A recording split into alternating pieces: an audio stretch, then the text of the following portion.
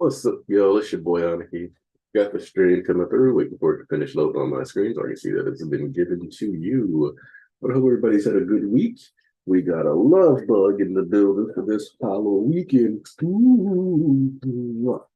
So, hope everybody's been doing well and excited to get into this next chapter. We left off at a pretty critical juncture in the story, so excited to see what's going on there. And then we'll see what goes on today. Uh, Especially because we know Bakugo's active, which we already knew was going to happen. Caught the deodorant. You get fussy when you drop your toys.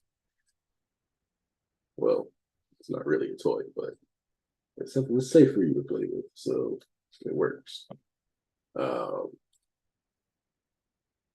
but yeah, just kind of ready to get into it. Let's see, make sure everything's still working. Yep, 7 people in here. Let's see, we got Jalen Bexley, Denzel, Tanisha, Jade, Michael Holmes, Cameron, Bailey. All right, people are in the building. Let me see if it's already been posted in Discord because Thomas be on it. Let's see, the Coyote's hand I'm gonna get right now, so I'm not even gonna worry about that. Yep, Coyote is. Way to go, Coyote. S Little, yep. Here's the baby girl. Say hi. Can you wave? You looking at yourself on Daddy's TV? You look, yeah. That's you and Daddy. Yeah. Oh yeah. She's actually got little teeth growing too, but I'm not gonna like grab her and like, pull her mouth open so you guys can see inside of her. Well, but yeah, she's got her first 2 coming in. She got a second one coming in. It's this little baby. Yeah, it's my little Jean baby. But she's still so tiny. When she starts talking, she'll read the chapters to you guys. Oh, you don't like seeing yourself? Are you getting jealous of yourself? You said, "Who's that baby my dad's holding?"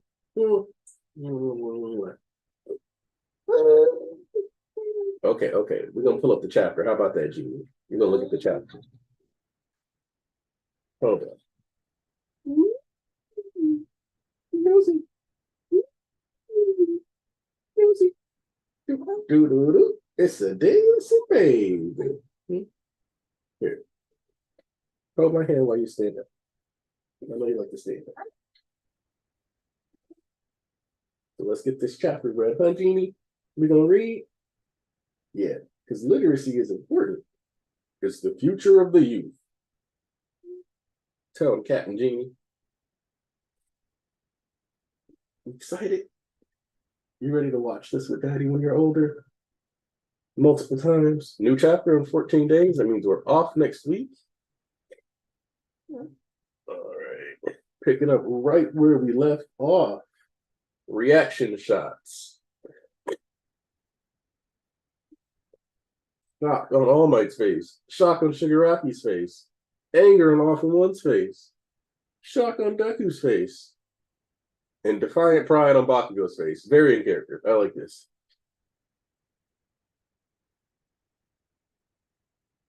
So this isn't when it was supposed to happen, Night Eye? No, it was. All Might. This was where your dream died. Fate was reshaped, you see. What's true is that the dream did end here, and your promise is intact. But everyone knows the old master is meant to die after passing on the torch. You've read too many comic books, Toshinori Yagi. Mwah.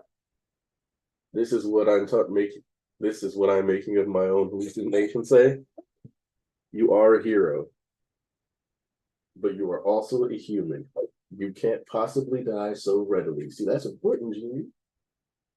It's almost like Horikoshi speaking to his audience, telling them that he doesn't want to honor that trope. And you know what? No. When people get metatextual, I get a little happy inside. That's why mommy and daddy watch Scream. Boom, boom. That man is out of here. What? A blasting quirk? Isn't that the one? Isn't that him? The one that the league kidnapped? What was his name again? That they tied him up at the sports festival. And then we get to see Mahara and oh man, I forgot the two kids' names. Bakugo!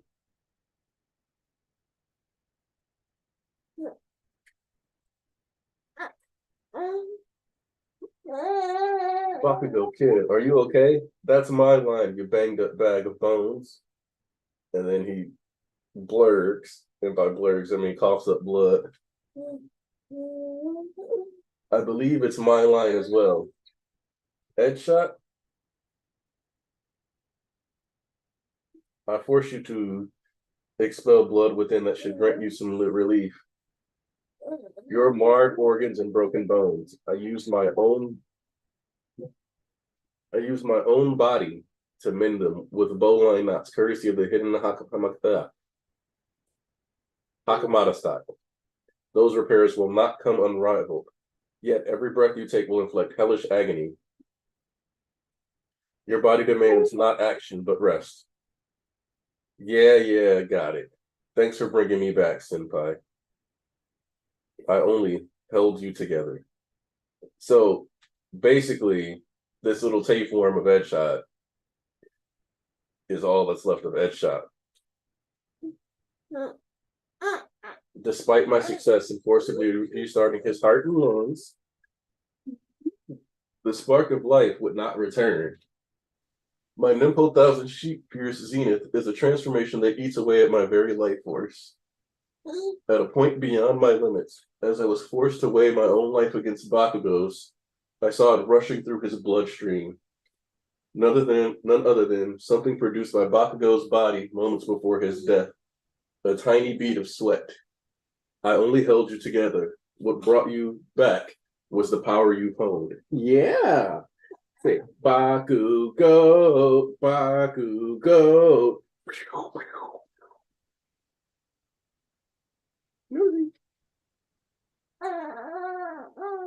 Here. You stand right here. And I'm going to hold your hand. Okay?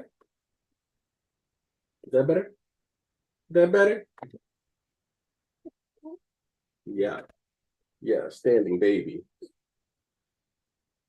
Standing baby. Yeah. All right, so now you're standing over here. All right, I'm going to get into the science of this a little later. I only held you together. What brought you back was the power you've honed. Anyway, I assumed you could be tangling with All for One, but who's the glowing runt I'm about to destroy? Right, the first time kid. That is All for One. Your arm, please. This won't do its original job anymore, but it can still serve as a brace. Great explosion, murder god, dynamite. I wish I could give you more. Man, that huge ass smile. Still, he's finally also, besides messages and ideology, this is the first time Bakugo has been given a tangible gift from All Might. So he actually has something of his own that is like a part of All Might's legacy, like it's something that'll allow him to function better, like something that works his power, etc. That is awesome. Isn't that right, Gene? I wish I could give you more. And we see All for One is bugging. So he's a hater. Yeah, hater. He's a hater.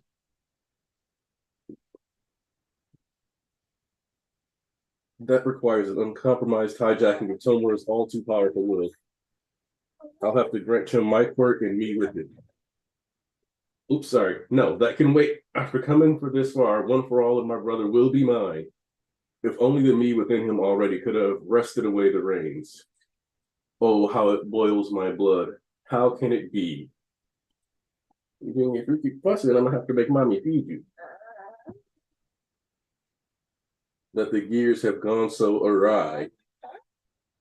And then we see all the people who have joined from Endeavor to Hawks to Jiro to Tokoyami to the kids of Shiketsu to, let's see, that's Mount Lady and why am I blanking on this name now?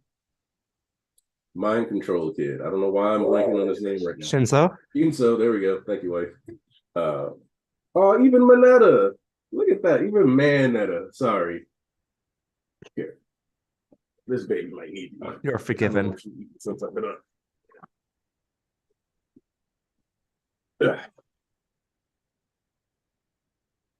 course, Mafia, All Might. So let's see. I'm the final boss, all for one. The wind was meant to blow my way.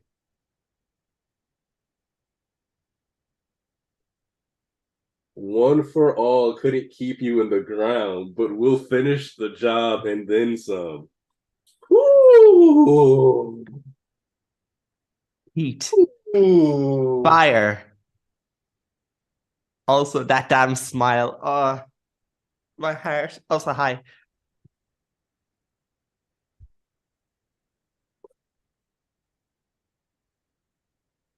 Yes. Okay, cool. So real quick, Tyler, you mentioned that Horikoshi spoke to medicals about it. Fun fact.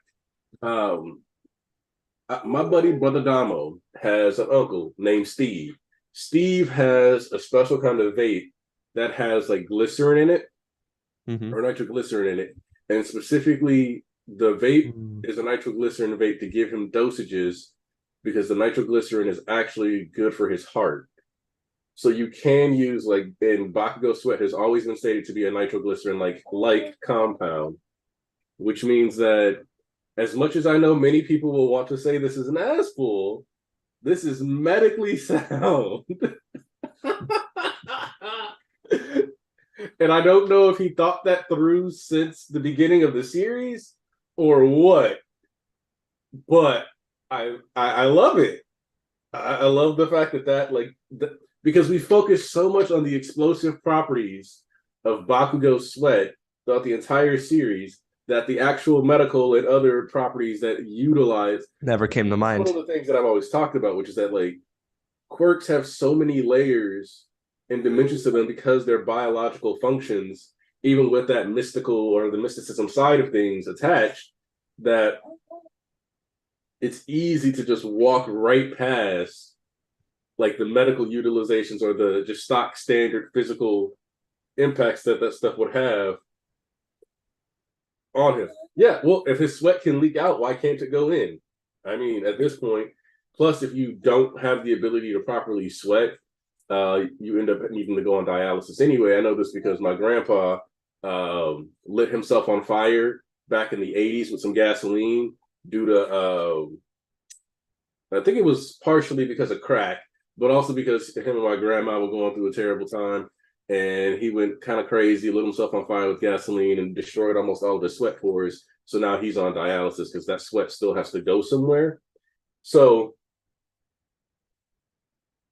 the reality is that like he's gonna have to, I don't know, that glycerin going through, even that works. So yeah, the sweat, like the sweat is just fluid ultimately. It can go anywhere in your body.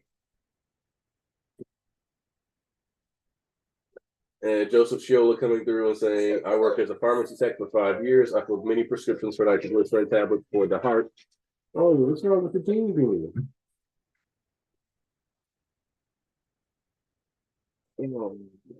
Why is she so mad?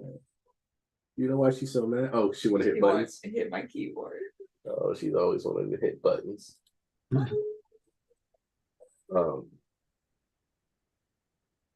Can you hear me? Edge shot and Bakugo's own quirks playing a role in saving him is nice too. Yep. Like the fact that we got like the culmination of, you know, different like his sensei, the friendship between, but I do kind of want to like hard establish what's going on with like if Edshot's gonna make it through or if we're just gonna leave him on the ground. It's like a little tapeworm.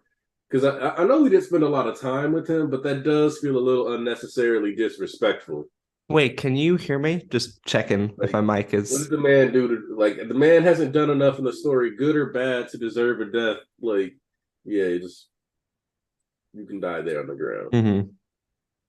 He doesn't even seem capable of unfolding his body. So I'm like, man.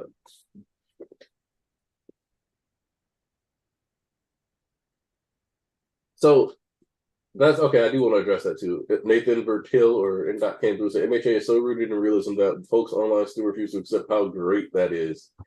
MHA is grounded in realism to a degree. However, people want MHA to be realistic almost all the time. And I do think that's this weird. Yeah, that's good to know. Because it kind of like cycles back to also one of those things where people are usually going to stick pretty true to themselves, right? And one of the things that I always say, like, to Horikoshi's greatest strength or weakness, depending on how you perceive it, is that his characters stay in character. And so you always have these people who act like they want him to stay, like they want characters to stay faithful to themselves. But when they get results out of those characters because of who they are that don't line up with what they believe, then it's a problem. But then it's like you just have to look at what they do and who they are and how they feel about a lot of stuff, and it all makes sense. And so, oh, I cannot hear Thomas. Let me see my daughter unplug my headphones. She did. Oh, hello. Yes, that makes sense. I think my mic was fecked up before, so I left and rejoined, but that's good to know. Hello. Yeah. Also, hey, Joseph. Hi. Will I post the link in the other chat as well? Yes. Perfect. Will do. All right, hold on. Just trying to get everything. Okay. Hi. How's everyone? Hi, Joseph. How's it going? This chapter is so good. That's what's going. Bakugo's smile is just precious.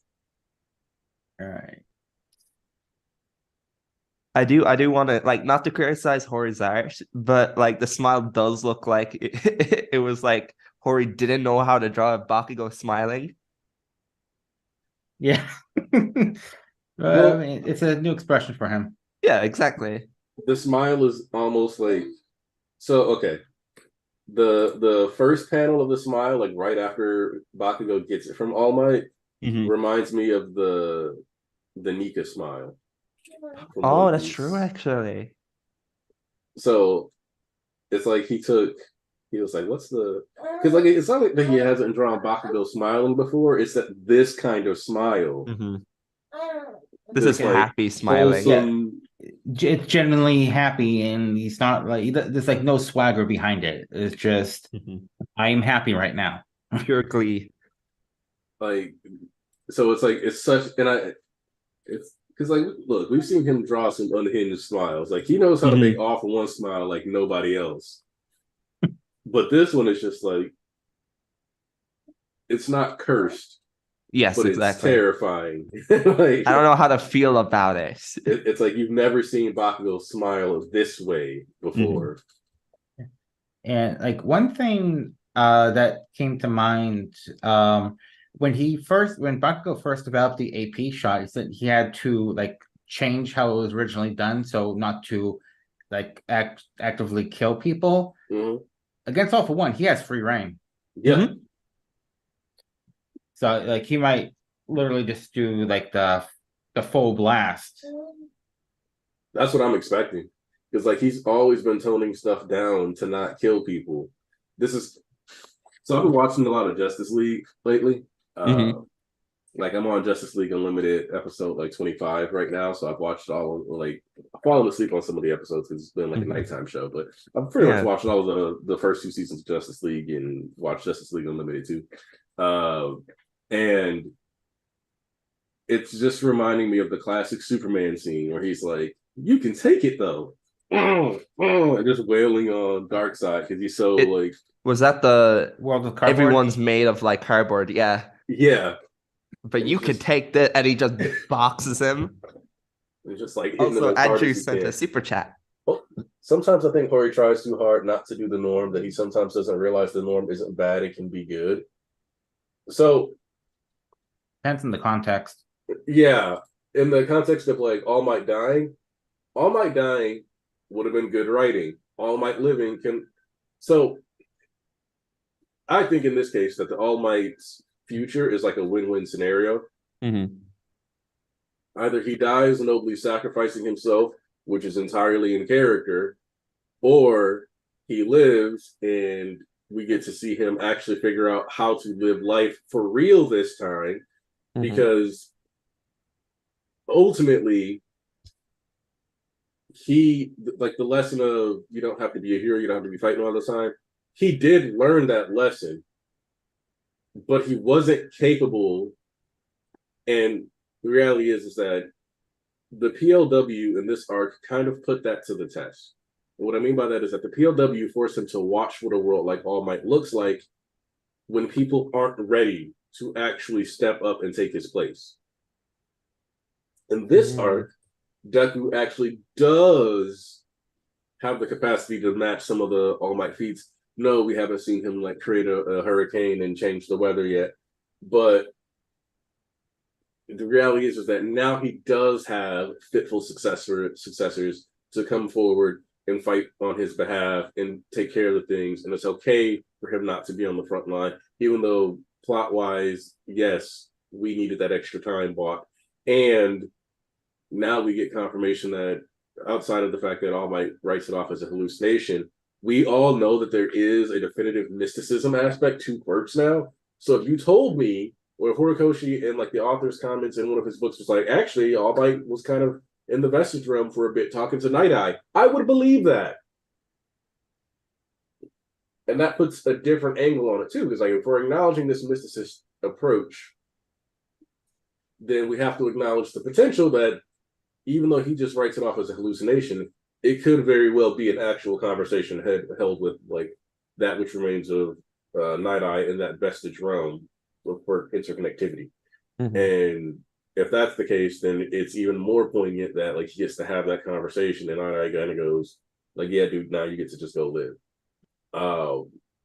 Because I personally like Night Eye as a character a lot.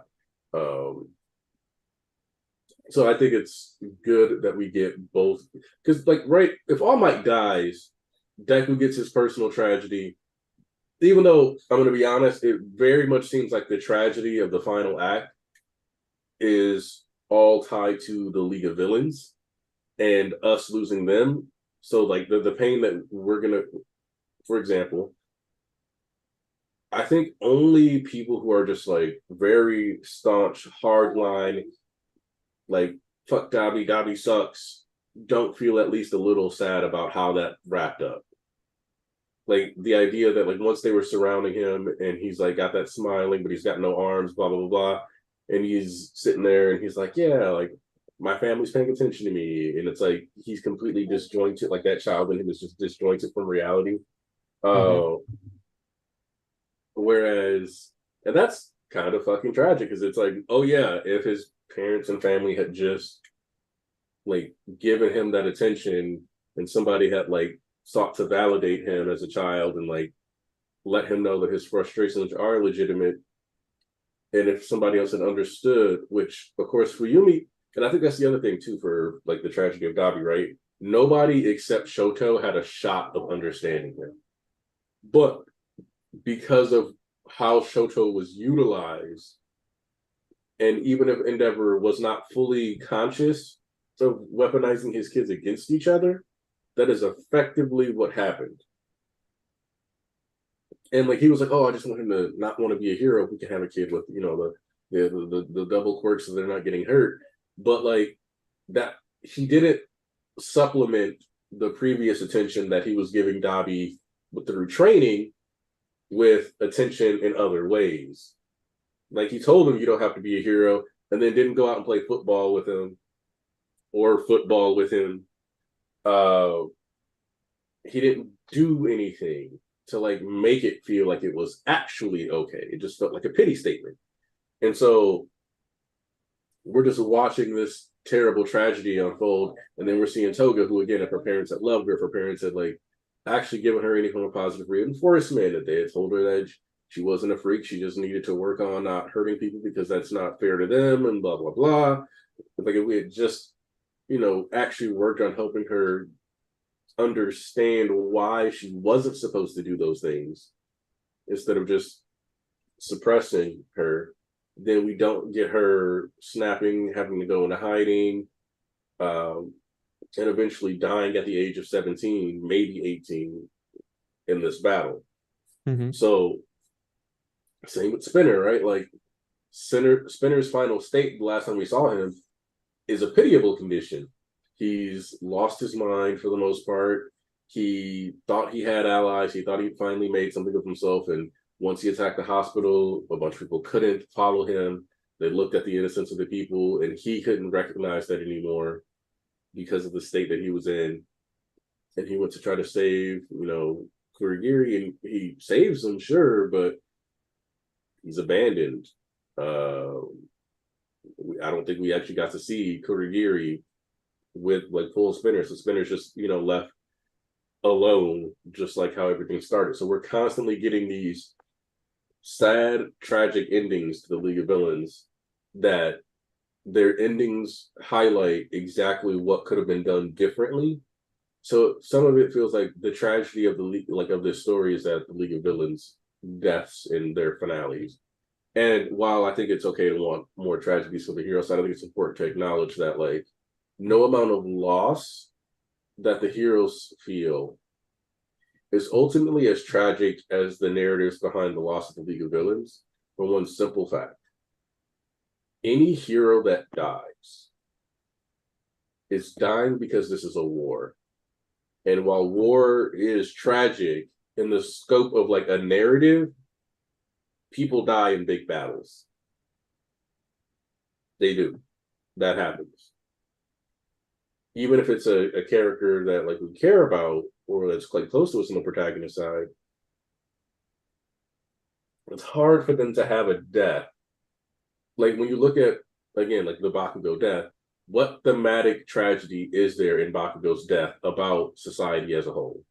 Like outside of the child soldier commentary, there's not a whole lot that's actually going to be cooking with that. It's largely just a shock value death. And most of us who watched Akame got killed, a lot of us realize that's boring. I don't like to talk about a comic got killed. I guess that happened a lot then. But I will say, like for this like section, the butterfly effect thing that's been popping up every so often is very apt, especially for the league, because if just one thing was different, the situation would have been entirely unlike it is.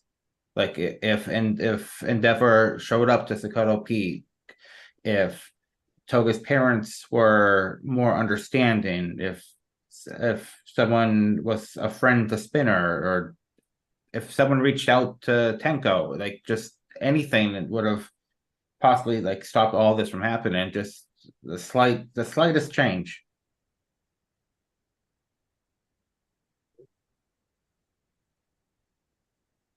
Also, I like that we finally got to see Bakugo's chest, and it's just going to be like a big gaping scar, I or a am. big scar on his chest. I was going to ask about Bakugo and it included his chest.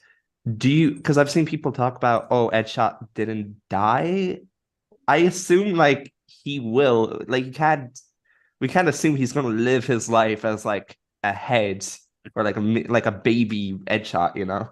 I mean, he like cut himself in half. Like, and also, I love the little pair of scissors for the snip. Yeah, exactly. I mean, that seemed like a goodbye. Like just also exposition of what was going on, but Mhm. it seems like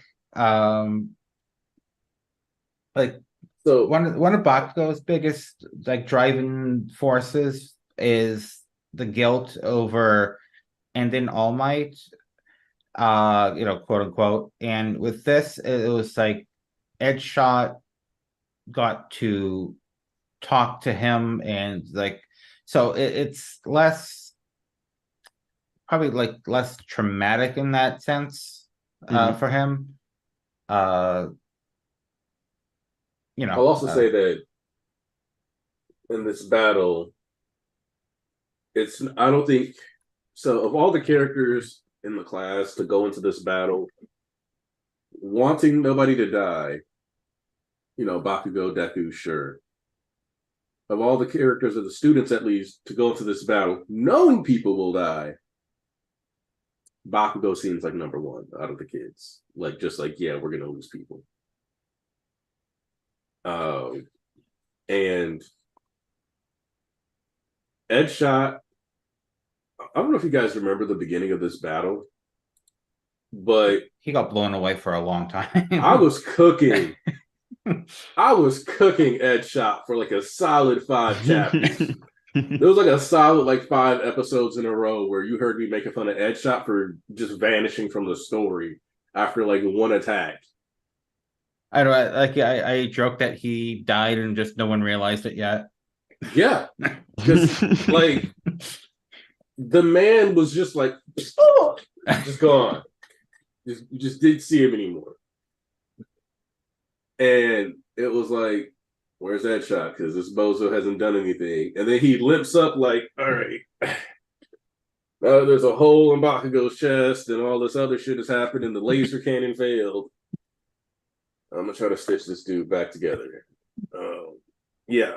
This arm's busted. I gotta go. Sorry. And Genus is like, bro, you gonna die. And he's like, bro, I'm already there. So it's like, if we had gotten more with Edshot's character, I think that would have been nice. Because he was always this humble, quiet dude that's kind of in the background, focused on the mission. Took the time to elevate. And even, Team Lurkers with Kami Woods and Mount Lady was kind of like him building up the next generation of heroes, and it's kind of portrayed as him being a veteran at that point. So it's he was classmates with Best Genus, so that generation. Also, another super chat. Oh, from Andrew specifically. Never forget, I predicted Edshot healing Bakugo. Hey. There was a good number of people, yourself included, that were Edshot could do it. It's a big W for you guys. Look, my boy came through and said, let that man play dead. Look. Mm-hmm. That dude was suffering.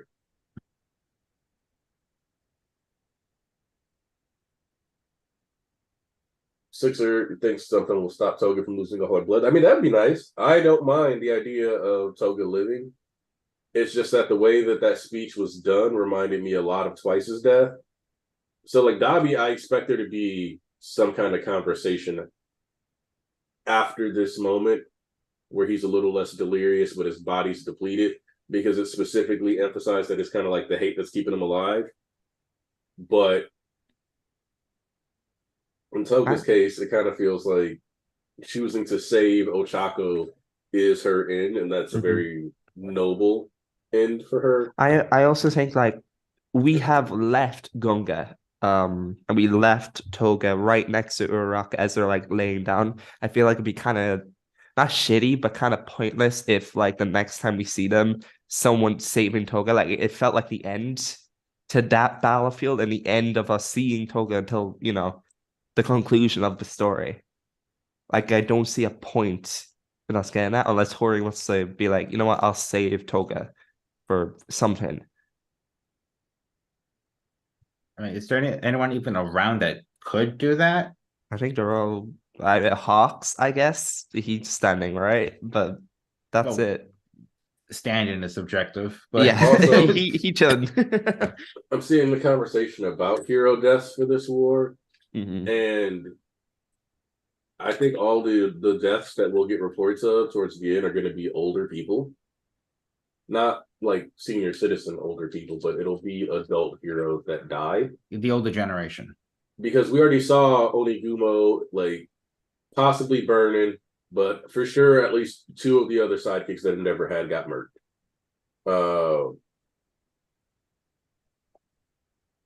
And I don't think that, how do I put it? Certain characters dying, it's kind of finding somebody who can die on the hero side that it also serves as a good narrative focus, besides what we've already gotten, that's like the people who were losing, just to like drive home, like, yes, there's like tension for the heroes, because like they like Tyler said in the chat, I do agree.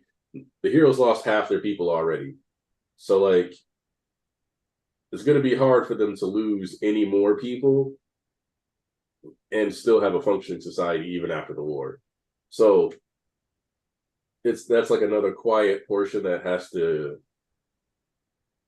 rather unfortunately, like you could argue like, well, Horikoshi just shouldn't have had the frauds leave, but I'm like, well, that also would have been pretty unrealistic.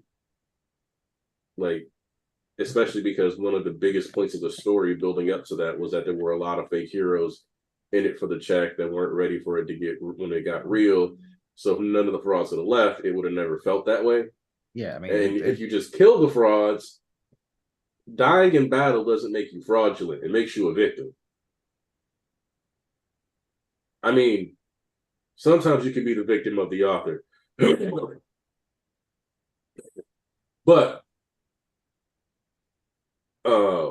Nice. doesn't certain people with certain clarities with how they look at things, but Yoremusha dying would be very satisfying for me. Also, I don't think that also, I will also say that like the heroes haven't necessarily been washing. They've won, but every single battlefield looks like a mess. I felt like the The heroes villains won only more than won. they. Yeah, The I feel like the villains won heroes more only than won. they've lost. I feel like. Yeah, the heroes only won because they worked together and they were getting. It was a tough battle. It's I don't like, think it's a wash. because I'm looking at it and it's like everybody. To quote the power scaling community, Toga versus Uraraka was an extreme diff battle that Toga, by all rights, won. Like, Dabi versus Shoto was at least high diff, and Dabi chose to go fight Endeavor instead of killing Shoto and then fighting Endeavor. Mm-hmm. It's not like Shoto was powering himself to get there. That was all Ida getting them across the country. Yeah. So that Shoto could save firepower. Yeah, I mean, like villains first, like they. I'd say that's not a question. They won at the hospital because they got Kurogiri. It's not like it's Kurogiri with kind of a wild card because we still don't know what happened with him, Mike, and Aizawa. But like their goal was to get Kurogiri. They got Kurogiri. They opened up the portal twice. This went everywhere. And it's just that was like the first turning point of this war, I think. Mm-hmm. Yeah. Okay. Go ahead, Thomas. I do think that like I agree that it's a war. Heroes and villains should die, and there should be abundance of heroes that die. And we have seen that. But I do think what Tyler said was right. Are you looking for deaths in the series because it makes sense to the narrative? Or are you looking for deaths because you want deaths? Can y'all hear me, or is my yeah, we can. I hear you. All right, I don't know Hey, if I'll be able to stay in because my internet is straight dookie. I'm on like a 30-second, 40-second delay for Aniki because it's so bad. Oh wow. But what phone are we on? Oh, we just got a super chat. Oh, super chat. Wait, oh, yep, Sixer came through. Shoto didn't even beat Dabi. Dabi copied Phosphor and could have killed Shoto, but didn't because he realized his body could fall apart at any moment, and he needed to reach Endeavor above all else. Yep. Also correct. That's why I was saying I didn't like the idea of saying that they like folded the villains or washed them because a lot of other ideas came into play. But All For One did get folded. Yeah, he got folded like 3 times, man. That's for catharsis, I think. But I said folded, and like I don't mean like they're not coming out unscathed. I mean by the hero side, when I say they're folding, I'm saying that like even like in like they're winning every battle to a point where I can say that I don't think there would be any huge deaths on any battlefield that the villains could have caused. Because when I look at like the villain side, everyone at the start of the war was saying, "Oh, it's easy villain clear. We're at least gonna get like some major bodies." When it comes down to like when the villains lose in this war, it's coming down to like the Nomus, the high ends, were getting off screened. The Tartarus villains so far have been getting folded in one chapter or less, and that includes like Moonfish, who is getting off screened. And that's what I'm saying by folded is like it feels like the heroes are getting this easily when we're not seeing a back and forth.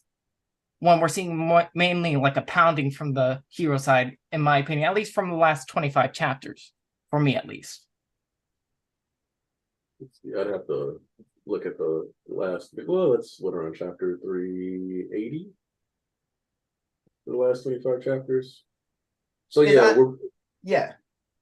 obviously like, and I think part of that is we're building towards, we're trying to build towards the conclusion of the arc, which will be the hero's victory because we're not finishing on all for one winning. I agree, yeah. Just it's not earned on his part, and due to Shigaraki's role in the story, him becoming an ultimate demon lord doesn't really work, and we know that for all intents and purposes, the League of Villains kind of functions as like a secondary protagonist group throughout the story. And so I think that's part of what. So I feel like Horikoshi knows that he wrote a secondary protagonist group. And Horikoshi knows that some of us, like he's like, my real fans will really appreciate this. And that's why I think they're like our source of tragedy, because ultimately, unless you have like super black and white views and you're just like, nope, they're bad, so they're bad, and they're bad, and I don't like bad people, they're bad. Yeah, that's me. You probably want something good for them. And you probably would want something to have gone better when they were younger so that it didn't end up like this. And so Horikoshi's like, all right, I wanted something good to happen to these people, but it didn't, and this is the road we got. And the people who are in close emotional proximity to these people have to deal with the fact that the ending that the League of Villains they get, because they don't have that black and white view, is not one that they want for other people in society going forward. Whereas a lot of the heroes are very simply like black or white good, right? Like, there's not a lot of heroes that we have with like very nuanced ideologies or like alignments when we really look at them. It's like Endeavor in his personal life, if you said he was evil as a parent, I actually wouldn't argue with you. Like I think it would be fair to consider him like neutral evil to lawful evil as a parent. In fact, lawful evil as a parent sounds pretty ideal. But I think most of us would agree that as far as functioning as a hero, he's more like lawful good to neutral good, because he also, according to Vigilantes, had some issues with being overly violent. And so, he was like cooking some people here and there. So, like, clearly not exactly the best at following the rules. So, from that perspective, it's like the character that had like the most nuance as a hero, like the most black and white, gray shades of gray to him, I would say we got a pretty satisfying story with him. Would I have been okay with Endeavor dying? Yeah. Do I think a more apt like punishment is going to be what looks to be the complete separation from the rest of his family after Dobby kicks the bucket? 100%. Do I also think like the fact that he cauterized that arm means that those nerves are probably dead, which means he can't get a prosthetic that'll actually communicate with the rest of his body, more than likely? Yeah. I think that's also a potential downside to him using the fire to like cover his arm, and he's got like a huge wound like All Might does through his side. So he probably got some of his innards eaten and all this other stuff. So maybe he's not even functioning. And let's be real, I think there's a good chunk of people who, after all is said and done, are still not going to want him to be a hero. So I think Enji Todoroki just living as Enji Todoroki without the Todorokis is an awesome punishment for the wrongs that he's done, while at least honoring the hero in him by like letting him live. Yeah, I think that's a satisfying conclusion to that character arc. Actually, he always said that the dream that he had is his family happy at the table without him. Make that shit happen. So I think we have to look at the characters who are a lot more gray to get these satisfying conclusions, or to get these more tragic endings on the hero side. There's people who have just been good, and like the gray for the conclusion of this arc for Uraraka is that she ultimately isn't going to get to save Toga. Her goal was to save Toga. I know you didn't want her to save Toga, Coyote. Dude, Uraraka's elevated my opinion of her after that. She talked no jutsu the character into suicide. I've never seen it done before. She's literally top 3 now. Oh, but like, you know, she wanted to save her. She's dead. So in Ochaka's mind, even though they won the war, she lost that personal battle. She couldn't figure out a place for Toga to live happily and safely. I mean, I doubt Shoto's going to be happy with whatever happens to Dabi. Because, like, look, let's be real here. Based off what we saw with Dabi, even if he somehow lives, where does he go besides Arkham Asylum? Endeavor's house, man. It's time for him to join the family again. Endeavor's not even, like, he's going to just live with Endeavor? That's the best thing for him. Enji's not living with them. So it's his atonement, man. He's got to pay with consequences. So it's just going to be Enji and Toya. Toya, nutty as a fruitcake, and Enji sitting there, like, yeah, man. Chilling. Prison time, no, that he's not going to learn anything. He's got to spend time with his father. He'll learn there.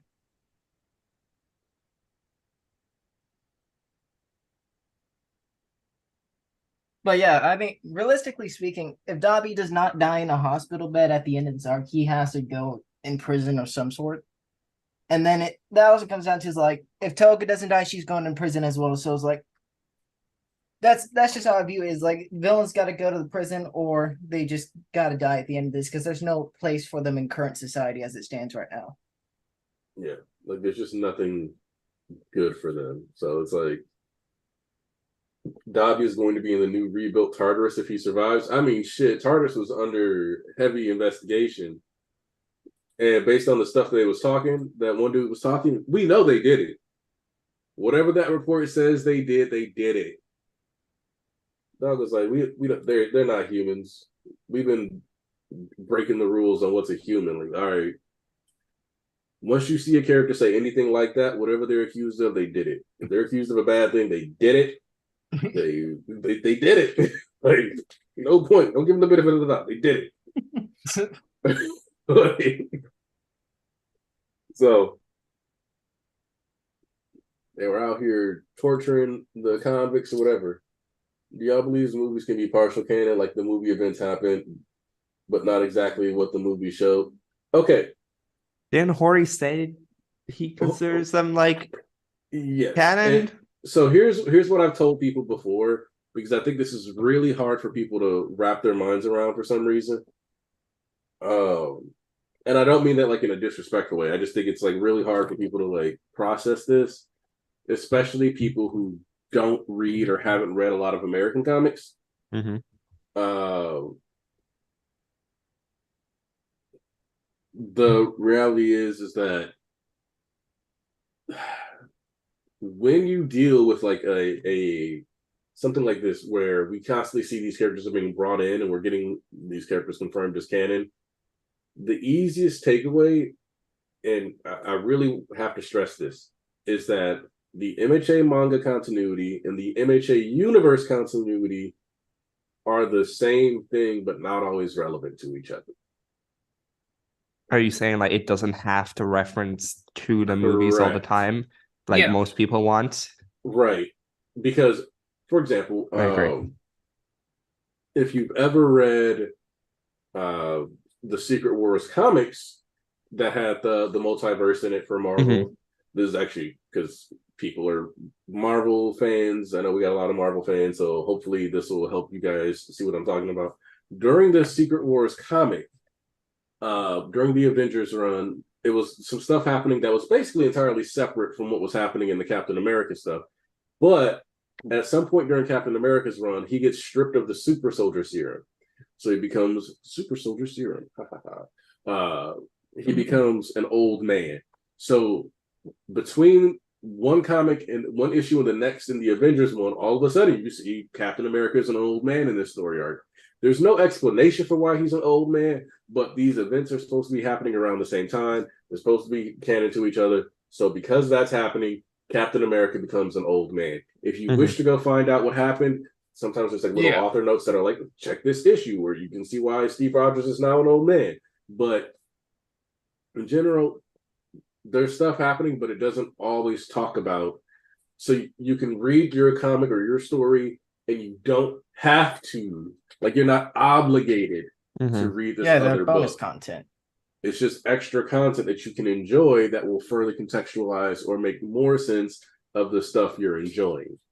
As well, I think it also makes more sense for it not to be acknowledged. Like, for example, movie 1, we do get acknowledgement of like Melissa, but we don't need to see Wolfram because why would he be in Japan? He's an American villain. He'd be in an American jail. So it comes down to like, why would he be there? So we can't have movie 1 here besides Melissa, which she's already heavily in the series, you know? He's also and we also have he's a skinny. He's All Might right now.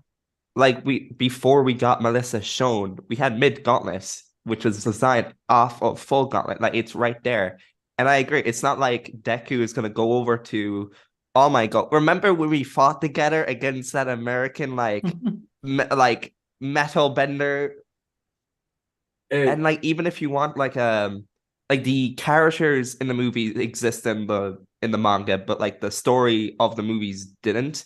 We clearly see Maharu and Katsuma acknowledge Bakugo. Like they clearly have met. So you would have to have context for that, why they're like that. And then as it comes down to like thematically, like what would the movie 2 and 3 villains add if they were added into the war? They would just be background fights shown for one chapter, and then you want to really see them. Maybe like best you could say is, well, we could have seen it in Deku Black, where for whatever reason they want to run the ones with Deku and get folded in 2 pages. But then again, it comes like the villains in the movie wouldn't really do anything in this arc or anything. Like what? Mummy's gonna come back and be like, Bakugo low diffed me back in time December, for revenge. Like, yeah, you lost a Bakugo who was relative to like 8% Deku. You really want to go box 45% Deku? This time I'm built this different. This is totally smart. Or what? He's gonna like Slice is gonna break out of jail? Okay, cool, yeah. Real worried about Slice at this point in the story.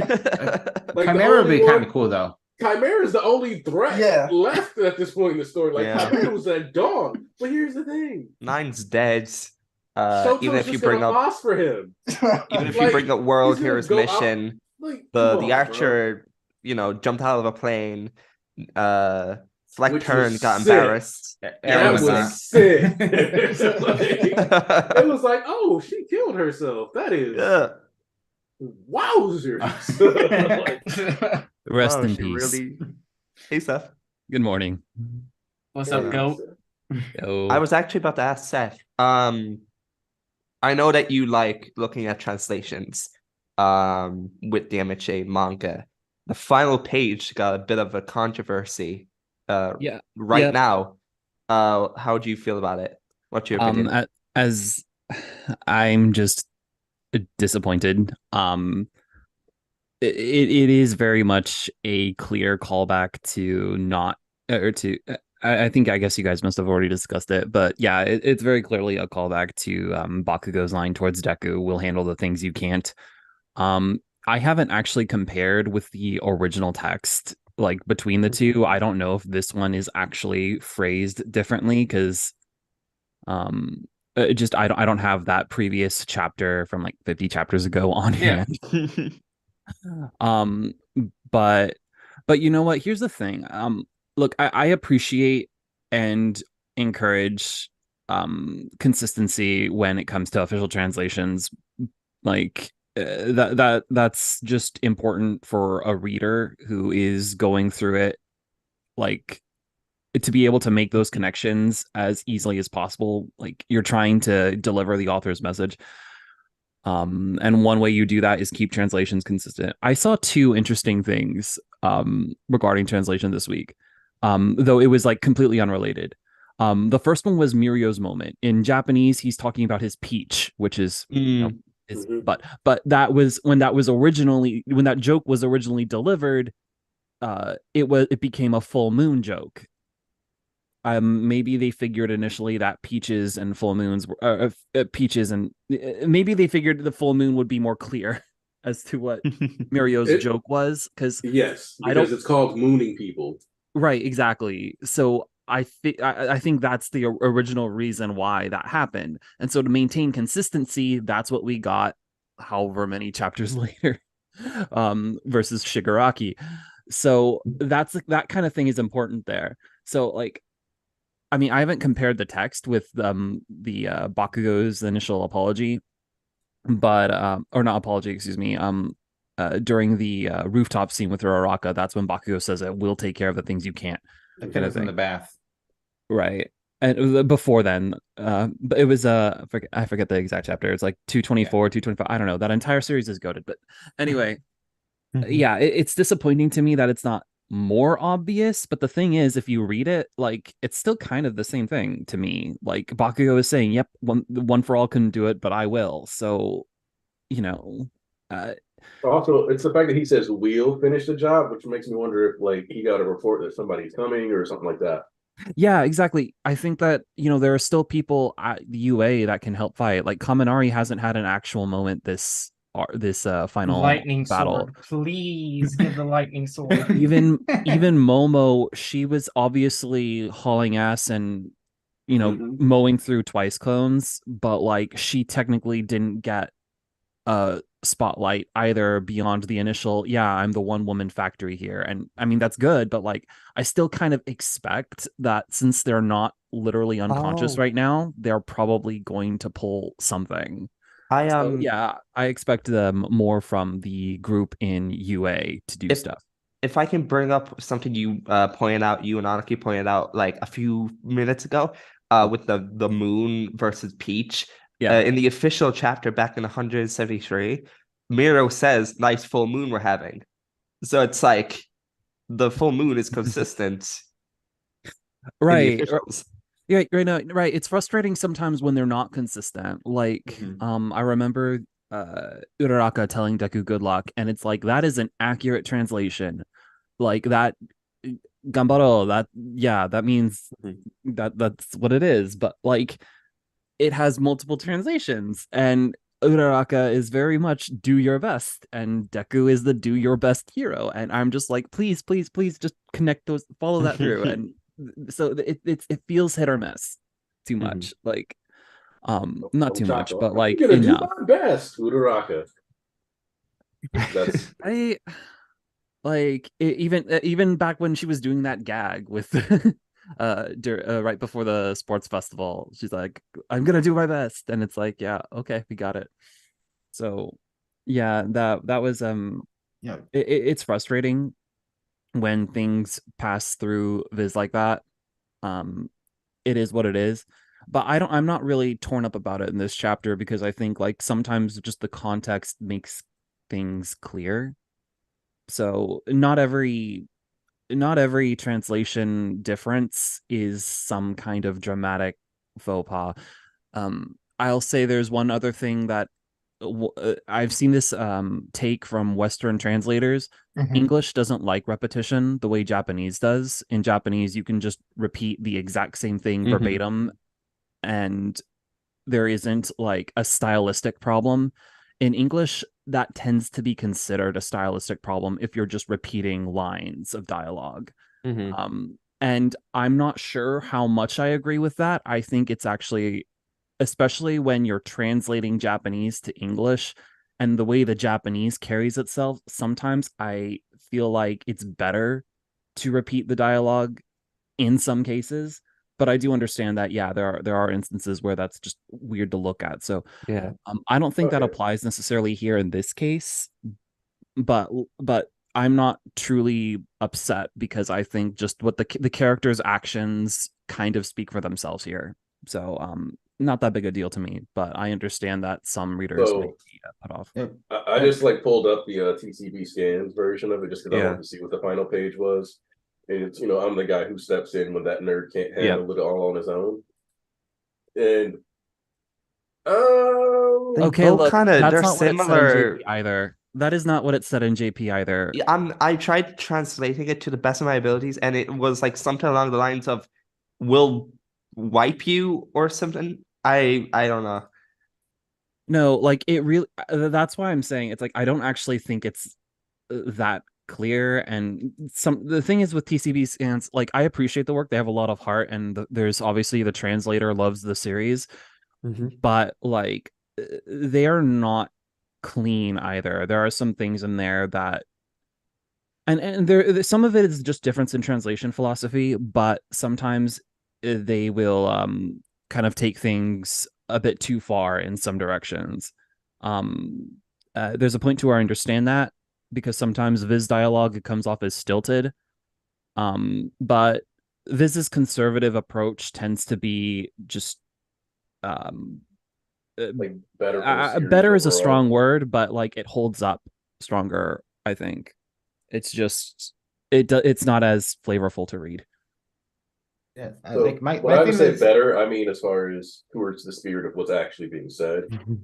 Obviously, Yeah, some that's the people, thing. yeah, like people like it's like when you see people be like, "Oh my God, Viz ruined this line," and then you go look at the line that they preferred, and it's like, "Well, no, you just like this line because it's a little more flirty, a little more Yeah. romantic." And more than likely, a fan translator was just looking out for you I guys mean, when they translated it that when way. you- You need to That recognize happens that. with JJK a lot, by the way. Yep. From what Something I hear, if that I can happens a lot. back that point up, the translator for TCB is Rukusu, right? And the whole Rukusu. drama started because of what Rukusu said. So it seems like Rukusu was looking forward to seeing if what they translated would be the same. So it makes sense. They wanted Yeah. not to like imply that's what Rukusu wanted, but that's what it looks like to me. Yeah. I Yeah. like my thing is like I'm gonna give the translator that submits to an editor with a direct line to Shueisha for approval the benefit of the doubt. Yeah, Well, that's bold move, but I understand. I look, so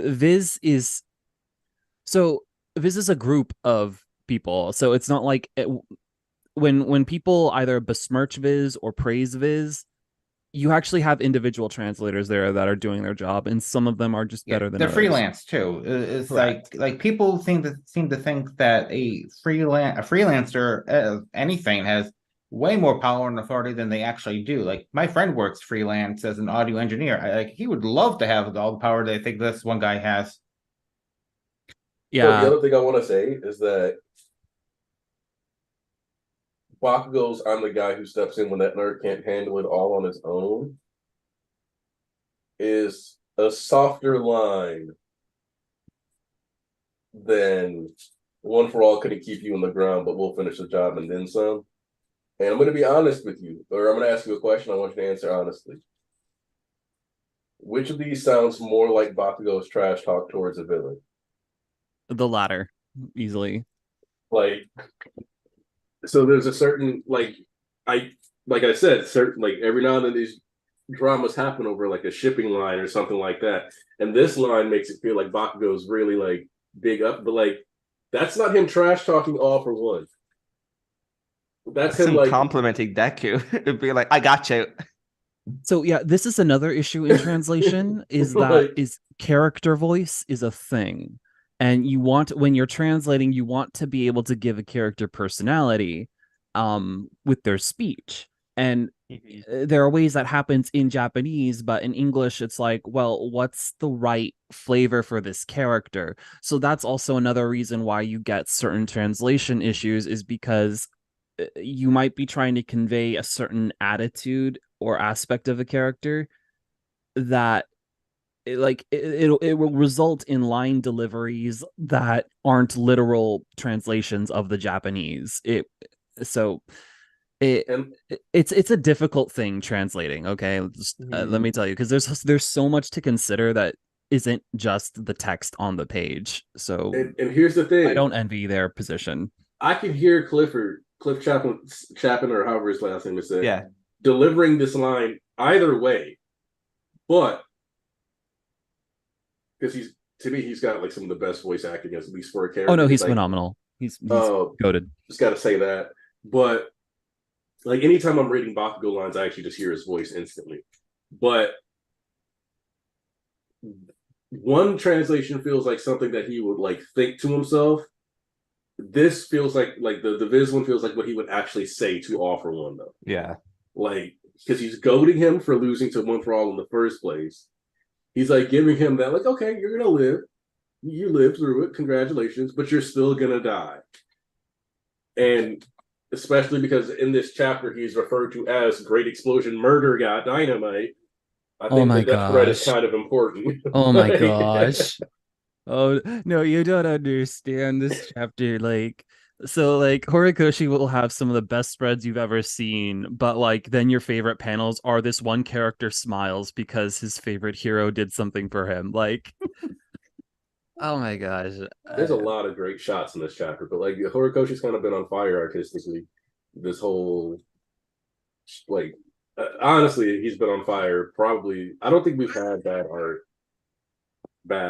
like the whole series, but it's just been crazier and crazier as the series progressed. Like that final shot of Bakugo was so powerful, like the explosion into the like actual like close up. But let me see, it was something somebody said. Also, in regards to like, hey, I do think Caleb makes April talk in a way that makes him very way over the top, which I guess is kind of the point, but I know people hate it. That's another example. Because All For One is supposed to be cringe. No, he's a theater kid. He's literally like I can't read that as anything other than theater performance. It's a Redditor. It makes sense. Like All For One is literally the worst parts of nerd stereotypes, like all bundled into one. I'm the ultimate demon lord. Tips my hat. He's basing his entire personality and way of living off of a comic book villain in a story he didn't even complete. Professional hater. Like, so yeah, Sixer, I agree. He does sound over the top, but I feel like he's supposed, like you said, he's supposed to, because like this character is unhinged, disconnected from reality, and high on his own farts. Like, I don't know if you've seen the movie Spaceballs, where they have like air in a can because it's like extra scented air or whatever. But if All For One was in Spaceball, his cans of air would have his farts in them. That's how fucking disconnected this dude is. Like, it's just insane. Bless you. Did someone sneeze? Because I was laughing. I thought you sneezed. No. I was laughing. I was Not me, but bless you anyway. And personally, I like seeing Katsuma and Mahiro in this chapter. I know. Oh my god, I missed. So seeing them makes me realize a how little much Ed shot pen. I wonder how Horizon. Katsuma feels about that. well, he looks a little devastated in this. He also has his Ed shot pin as well. Like, so he looks a little stressed. So yeah, I said it like a couple of streams back. I feel bad for Katsuma. Like his favorite hero, like sacrificed himself for Bakugo. Don't forget that team up mission with that kid who wanted to be Ed Shot's sidekick. Oh yeah. Honestly, Edshot really did get robbed. Or like Horikoshi, I really would have liked more of him, from him for sure. But I think like having this slight focus on Ed Shot is really smart because the anime only reactors love Ed Shot. Well, they have some vision we don't see, because I remember damn well throughout the entire war calling him a G-string, and this entire war calling him a bum until he did the resurrection and became the world's best doctor. Hori needed to make me see the vision day one, and I did not see it. He was G-string to me. It's crazy how Ed Shot's a better doctor than current Chopper. Look, that's crazy to me. No.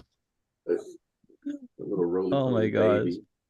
Yeah, It- no, gosh, it's really gross to me just the idea that there are literal parts of Edgeshot like strung up inside Bakugo. Like you're talk about body horror, like seeing the snip, just like the sound effect during the panel as he's crawling out of Bakugo, and it's just You know, he ripped himself in half essentially to get out. That's Bakugo so stitches gross. is skin. Like that's skin. Probably it's like the ultimate that's skin scary. graft. Like, I hate that. oh, he named his technique the Hakamada style. Like that style is from Genus. Genus's last name is Hakamada.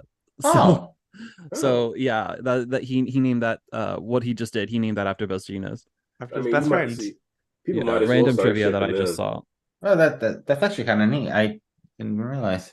Yeah, well, they're in the same what is it? They're in the same club or whatever. Yeah, and yeah, yeah. They were again, classmates. more stuff. Like I would have liked to see them have more exchanges. I'm sure both of their characters would have benefited from it. But that aside, though, like still, that's raw in like the not the way people say is cool, but just like that's too Like, raw. Emotionally charged raw, like Literally meat raw, gross. Yeah. Good for you though, Edge.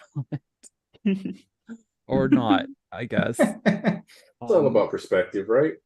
Yeah, yeah, but I do like the overall mechanics of how the revive of the resuscitation works. So they stitched Bakugo's organs together as best they could, and he tried to give him a pulse, but it was actually Bakugo's quirk with the nitro sweat Yeah. that actually allowed him to fully resuscitate. There's a bit of romance there, but there's also grounded in like actual surgery stuff too. So I know it's gonna hit people awkwardly, but overall this is better than like literal magic to me.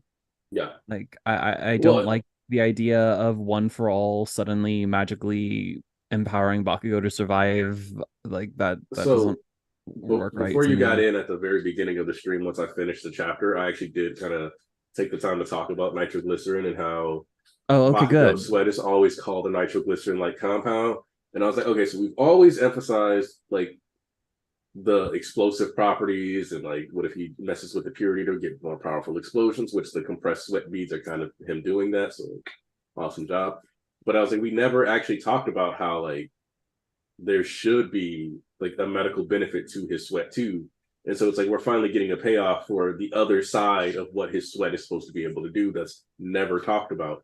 In another sense, like which I just put this phrasing together now, Bakugo's quirk we've always focused on how it wins. In this moment when it starts his heart back up, it's saving. Mm-hmm. And that's like one of the big points of like Bakugo's character arc is him coming around to saving. And now even his power is doing something medical to save him. So also got to read Sixer super chat. Yeah, I was gonna mention that. Came through. Wash's bubble has a better durability feat than Bakugo's sternum, and that's a thing that I will never let Bakugo fans live down. Wash has been I'm big sorry, but we chillin', don't know man. that the bubble took any damage. I hate the bubble talk because it's such an insignificant point of view, but like no Look, the main reason I like the bubble thing is because it makes My Hero has a lot of like random, like even like the nitroglycerin thing, very grounded stuff. So the idea of Edgeshot just like messing around in Bakugo's body without that bubble would throw me so off. no Like like I know that's so many so people hate the bubble, but I'm like, no, I needed that bubble because like no because like that is so gross. Literally, like you I mean there are multiple reasons why that's gross, but please, yes, don't just go in there like that. covered in dirt from getting me smacked around the battlefield. Like, please don't do that to this Well, child. I guess Like the like if the people bubble problem with wasn't it- there, that's exactly what people would be saying anyway. So it was would No. be a lose regardless. I think the bubble could have been there. It's just I think people just have a problem with. Apparently, Edgeshot has been going through the ringer in this Shigaraki battle, and then he has this infinity durability bubble. I think people just expect, because it's a bubble, people expect one touch on him and it pops, you know? I mean, don't look, like, if it for the wasn't longest, hit, it I wasn't thought he hit. had the bubble in UA because he came from that direction. I don't But fucking know. Wash has been big chilling this entire arc. he I'm really also gonna has say been. that, like, in the case of the bubbles, we kind of already got established that they had high durability anyway. They Does lift anybody know what's entire beds and and people and and like survived hospital the equipment hospital and collapsing on top cars. of it? Listen, man, it was going against Shiggy. I would assume it has to Yeah, so it's like if the bubble can survive the hospital and all that shit collapsing on top of them and keep those people safe, and more than likely wash themselves, hopped into a bubble to survive the giant decay wave, I'm gonna trust the bubble to be able to handle like getting smacked once or twice. Like, No, He's it top didn't 10 even for a get reason, smacked is man. the thing. That's like people just assume it got smacked. If it's in just Yeah. if it's just in the right utility spot and it didn't take a direct hit, then it's not gonna pop from just like the air. Especially if it's like in a container. So I it's would like hope that Rikasu isn't saying shit to get Caleb fired, because that would be Uh, wild. Rukusu has had like no hate towards them, had like a clean up agenda for a while. Like I wouldn't be surprised. It's like comments, yeah? Would you say that? Wait, what'd you say? I Would you haven't say seen it's any like of his comments lately. Hmm. That He's would just be- saying Caleb didn't cook with the translation this week. But I've seen people in the responses being like, "Oh, why isn't he fired yet?" It's like, can we not be that cruel? I'd say it all comes down to like you can have an opinion on like translation, but when you become like a certain like big figure like Rukusu, especially with impulsive fans, you know they're impulsive. I think you gotta know what you should say. I don't think you should be like saying something about translation when you know you have rabid fans that will inch at it and go dramatic. Because we've all seen why Caleb left in the first place was over Endeavor and a translation difference, which made It's him a slightly Shoto more one, right? mean. Yeah, it was the Shoto one, which made him slightly meaner, and that made him left. And that was with the last leaker with Atsu. So it's like we know like leakers have rabid fan bases, so we should not be talking bad about certain things. Mm-hmm.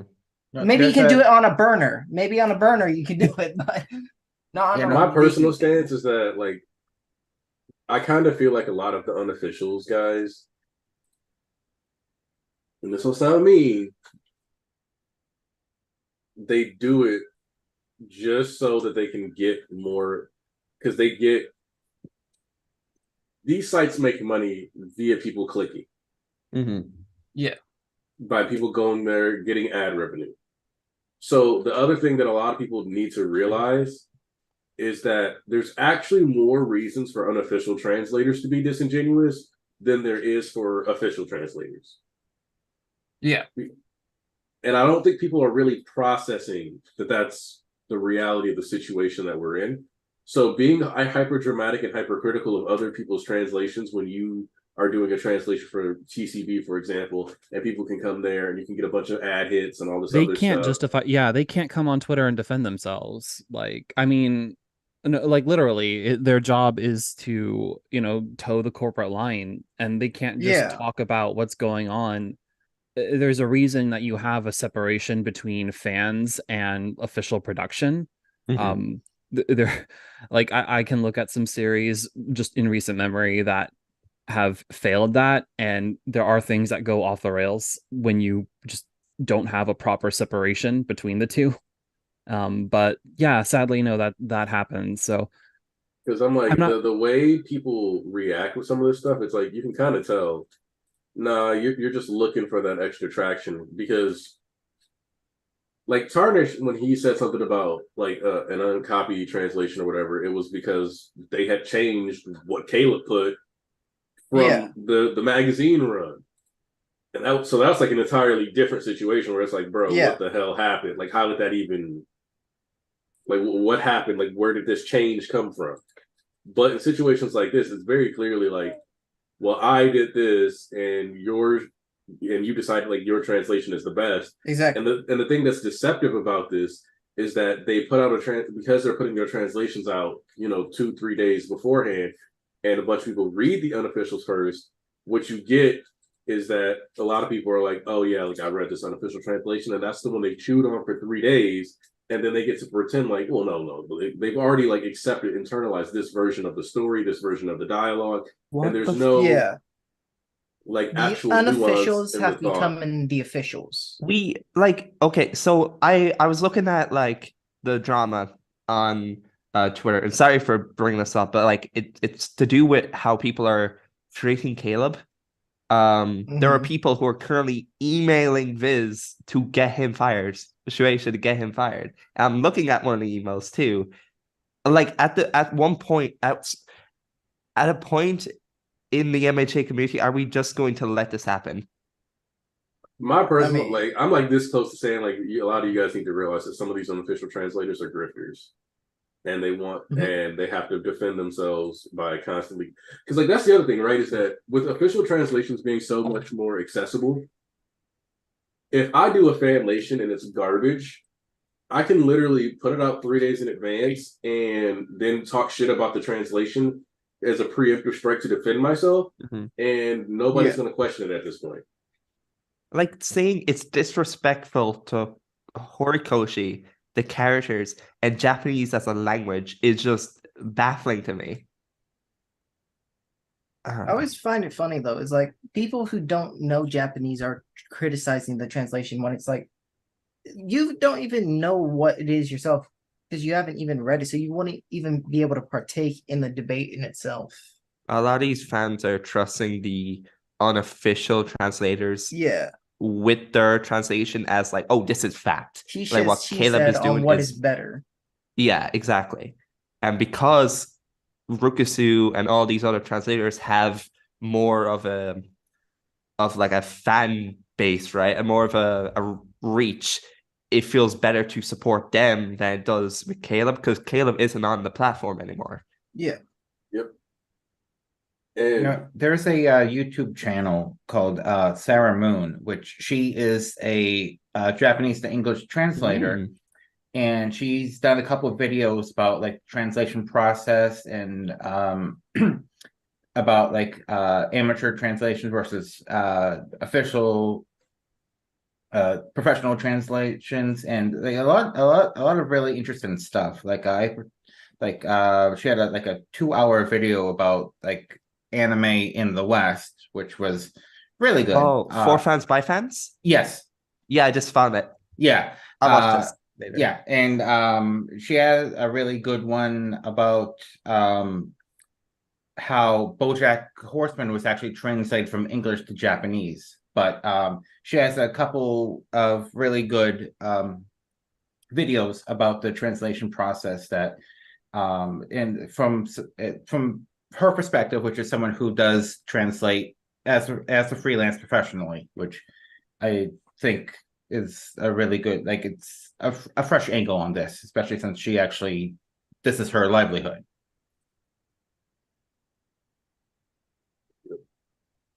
so it's like, at some point, we got to address the fact that, like, nah, bro, this is. And specifically, I saw one of the comments was like, he's just homophobic for this translation. And I'm like, oh, y'all definitely baiting people, the more rabid members of the fandom, just so you can, like. Honestly, I'm at the point where some of the, like, if a series has, like, any Viz series, if they decided to bring down the hammer on somebody, I'm like, I don't care.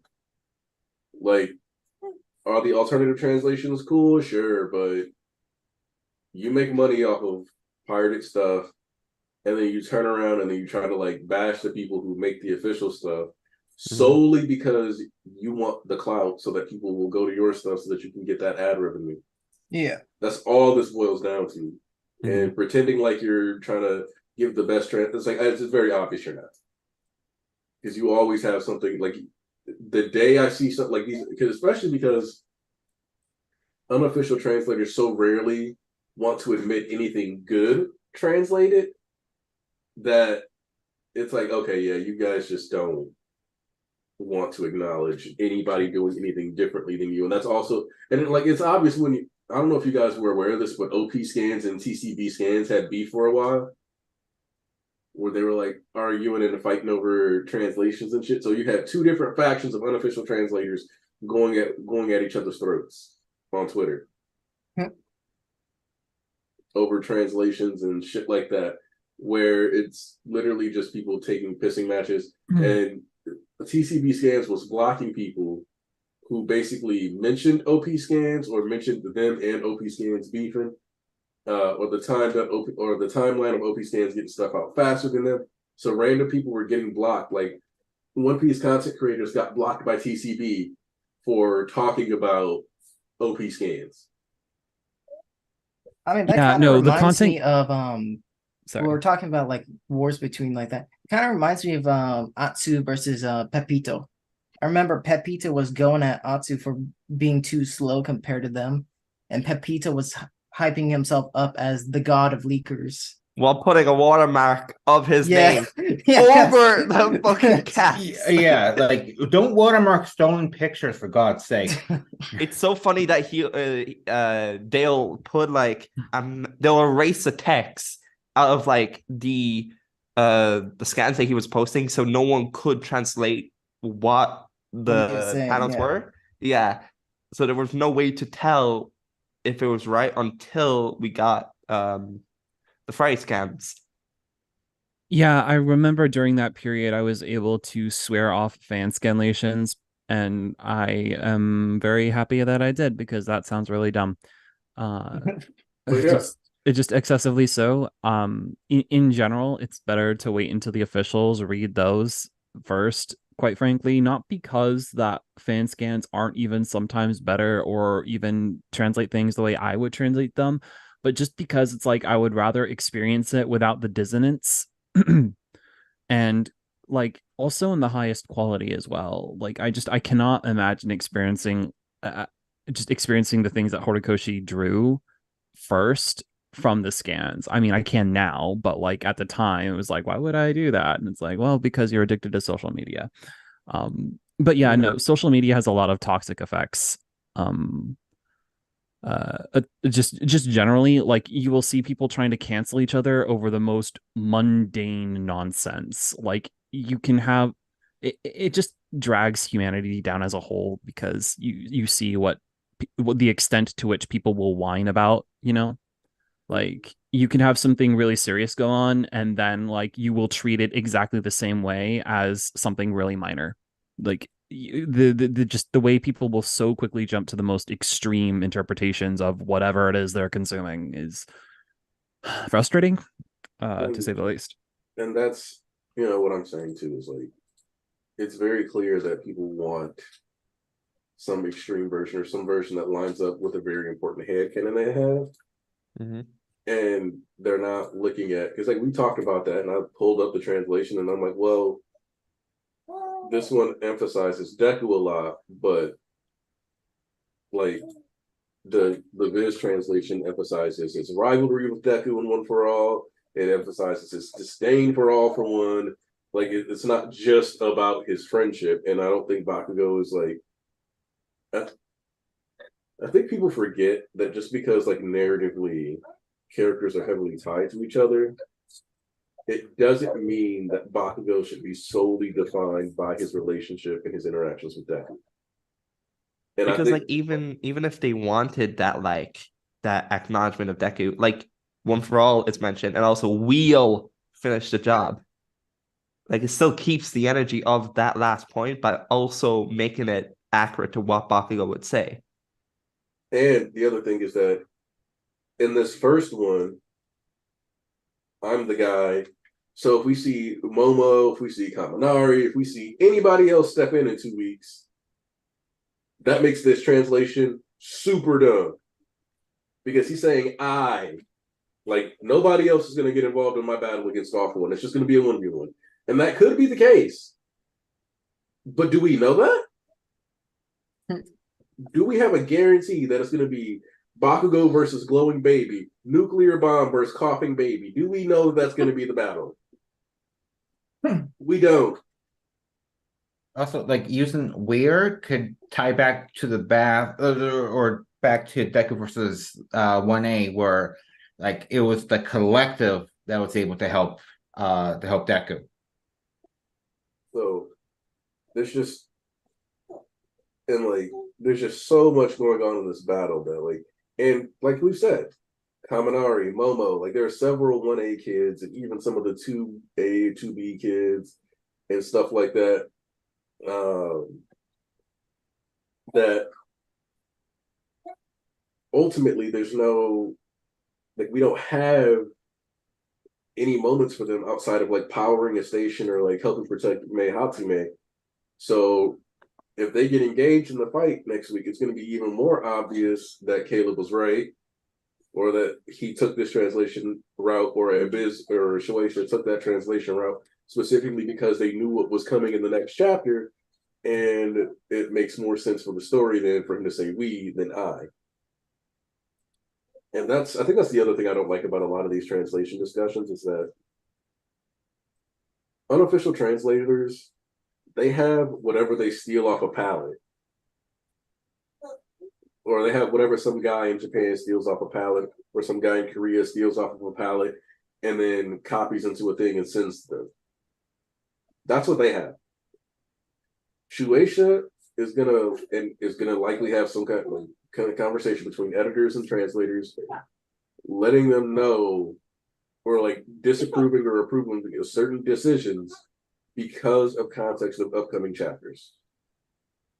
It's not like every chapter is written, like every chapter is like finalized in a week, but there's a timeline, there's a storyline that's being followed. They're not entirely written by the seat of their pants week to week. So the official translations are going to have at least some form of factoring in of what is to come. Now, they might miss some shit that's like 3 years out because an author changes an idea, but that connection to the editorial team is going to have that extra insight to make sure things make sense. Now, that's not possible for unofficial translators, just because they don't have the access. So I think it's just sad that people are so bent on feeling like the dialogue fits their ship or whatever the case may be, that they're not thinking critically about why somebody would say something like that.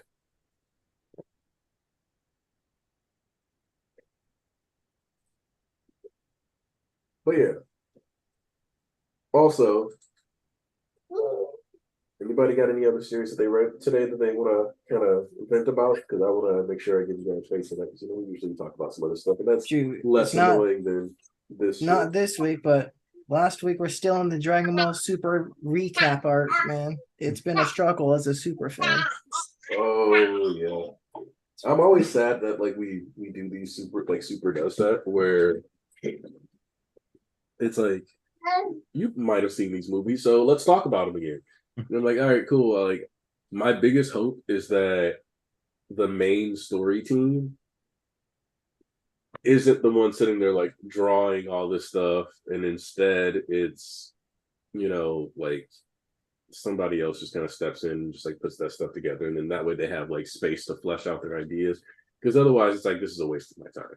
It is Toyotaro drawing it, so it's like we cut away from the main manga arc. We were in Granola arc, and then it was setting up Black Frieza arc or whatever was next. And yeah, before we got to that, it's like, oh wait, now we're gonna do a superhero retelling arc, which has never been done in the manga before. We skipped Broly and we skipped Resurrection of F, so I don't see a point why we're doing this now. Like, unless they are going to make some super critical change, yeah, I don't see why. I think they did change one thing, like in they've changed small things, yeah. Like in the movie, Gohan like dropped the Senzu bean, and this like Pan caught it and gave it to him. If I remember right. Yeah. Pan flying over to Gohan and stuff. Yeah, that's a little different. Yeah, but it's been a struggle, man. We've been, as Dragon Ball fans, I've been getting dicked on. We got Dragon Ball Daima, preschool Dragon Ball, and now the retelling arc. Oh my god, man. It's been horrible for us here. Oh my god. Edgardo, you're a comedian.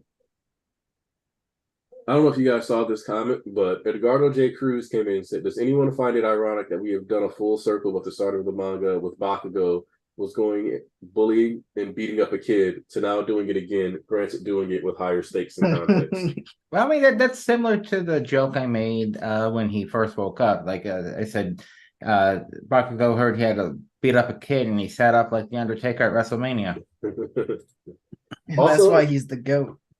If Black Clover is back, where is it? Because I actually don't. It's not. We don't have a chapter for until December. Okay, so Yeah, it's, so it's coming we back. got an official date or timeline of when to expect Yeah, the Black that's Clover. but for other series today, I really liked both Kagurabachi and Mama Yuyu. Yeah, I've been enjoying the Kagurabachi. Is that the one with the meme panel of the dude with the sword? Yes, Yes. but it's actually good. Like Okay, it's- so it got memed for being like edgy, which is ironic because there's people love edgy series in Jump. I don't know why they're pretending they don't when it's Kagurabachi, but anyway, hell, like one of people's biggest wishes is that MHA was more edgy, so I'm confused here. But Kagurabachi, like the first chapter was very groundworky and like just kind of like a look. We're gonna include a 3-year time skip, so gives you space to ask questions. Also gives us space to have flashback arcs and stuff like that. But I'm actually really liking the direction it's going. We got an adorable, plucky side character. I appreciate Chihiro as the straight man. It's very clear, like that's what his role is. He's the one that's serious, and the comedy kind of happens around him. So the jokes with him are going to be more like him reacting to or not reacting to some of the absurdity. I enjoy that. And usually the protagonist is really goofy and it's a side character that ends up being the straight man. So I prefer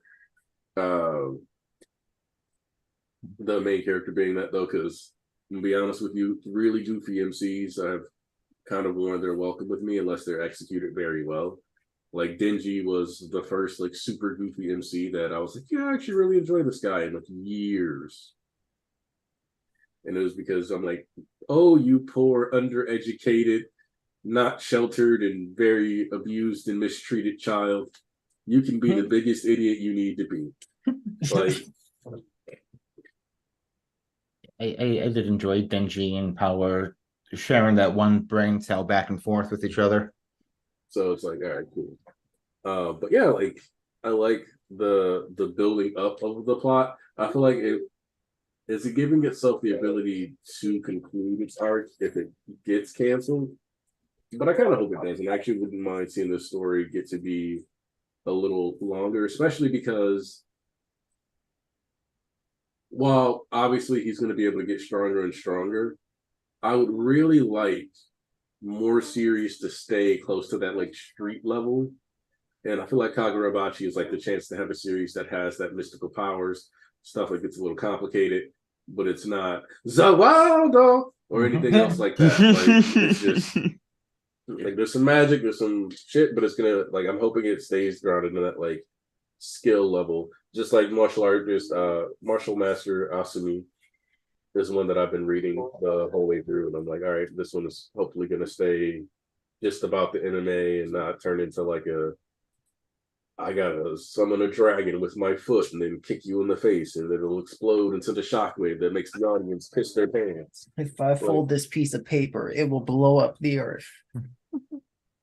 Yes, Kagurabachi is the manga that wakes up with fresh hatred. Even though I enjoyed that page too, even though I was like, all right, this is a little edgy, but I like know a it. lot of people who would relate to him with that line. You. So yeah, no. And then Mama Yu, I've enjoyed Mama Yu. I think it's the like it's got like a decently snappy pace to it while also like having the space for Hold up. like Time the out. slowly building stuff up too. So there's a good amount of stuff in Jump that I'm using right now. It's nice. Don't you read Sakamoto Days? No. Oh, that's okay. So that's the one East hypes up. I thought that was Yep. you. Like I think I read like the first chapter or two of Sakamoto Days. It's one of those series that I accidentally dropped. I was like, all right, cool. Can't wait to continue tomorrow. Never continue tomorrow. Was the one you were hyping up Hell's Paradise, or was that also Hell's East? Paradise is one that I've hyped up since like 2020 when it ended. Either ended in 2020 or 2021. I feel bad because like Hell's Paradise isn't talked about anymore, from what I can tell. Well, because the manga ended before the anime came out, and the anime came out like 2 years after the manga ended, damn near. So there was a How'd you feel huge. about the adaptation? I still haven't finished watching it. I haven't finished watching Hell's Paradise. I haven't finished watching Hell's Paradise. I wonder why he's saying that. Yeah. Eat your candy. You're just gonna sit there, eat your candy? Yeah. Uh-huh. Said you wanted to watch a movie and then we don't watch it. You evil. I actually need to continue Sakamoto Days. I'm like, what, 4 chapters in? 4 chapters. See, it's like how I accidentally dropped the Kane Banashi, and then I was just like, oh yeah, I'll get back to that. And I was like, all right, now I got to read like 50 chapters if I want to get back to that. I don't know if I'm gonna. Oh wait, no, it's at chapter 84. Damn, I got to read like 74 chapters if I want to get back to that. I just need the same thing to happen with on Dialogue with me to happen with Sakamoto Days, because I got a massive like. Thomas, I'm telling you, man, just get in a voice call with me and we'll read it together. I don't want to read Undead Unluck. I'm almost finished. I'm like maybe like I might need you to do it 40 with or 30 me for chapters Mashal, behind. Thomas, because I don't have Viz anymore, so I need someone to do it for me. I quite literally gave you another. I gave you another website you could use. Or you didn't hear that from me. I'm not a pirate. Yo ho ho. Yo ho ho. Yeah yo yeah yo. Anyway, Cameron Bailey asked, how many chapters do you think we have? He thinks 420 or 425. So I'm going to be honest with you. The 420 only works if Bakugo and Deku are splitting time over the next like 10 chapters in their fight. But I kind of think that the All for One versus Bakugo Plus is going to deserve / need that extra breathing room to have more stuff going on and fit more moments for different classmates into it. So I don't know if 420 is too soon. I think it might actually be, especially with the fact that since we're not having a chapter next week, we're not going to have another chapter until like November 12th, I want to say, or November 12th, 13th-ish. That's a pretty far out. And then we know there's going to be like 2 breaks in December. Yeah. For Classic Jump scheduling. Can we get more in January as well? January, we should have 4 chapters, assuming that there's no holiday break. Or was it February that we had like, I remember early year we get like, not like a golden week, but like. I think golden week is like April. But yeah. There might be one, but I'm pretty sure the one that you're thinking of is that the unofficials usually come out a week before the first jump of the year. So either way, people end up with a 2-week break. It's just a matter of when the 2-week break falls. Because we always do the officials for this channel, the 2-week break is in the middle of December. So, and then, so yeah, we probably only get like 5 to 6 more chapters before this year is over. And I think the answer is actually only 5.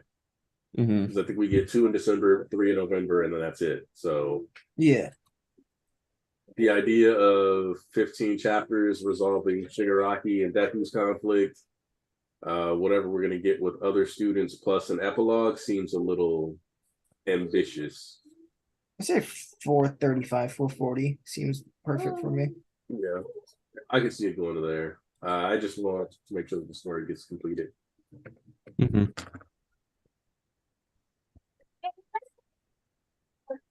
The popularity poll is in March. MHA's 10th anniversary or 10-year anniversary, and that's the other thing too, is that I kind of want to see that that play out, and I kind of want us to get to 10 years, just because I think that Horikoshi having had 2 series fail, I think him getting to have a decade-long series would be kind of nice.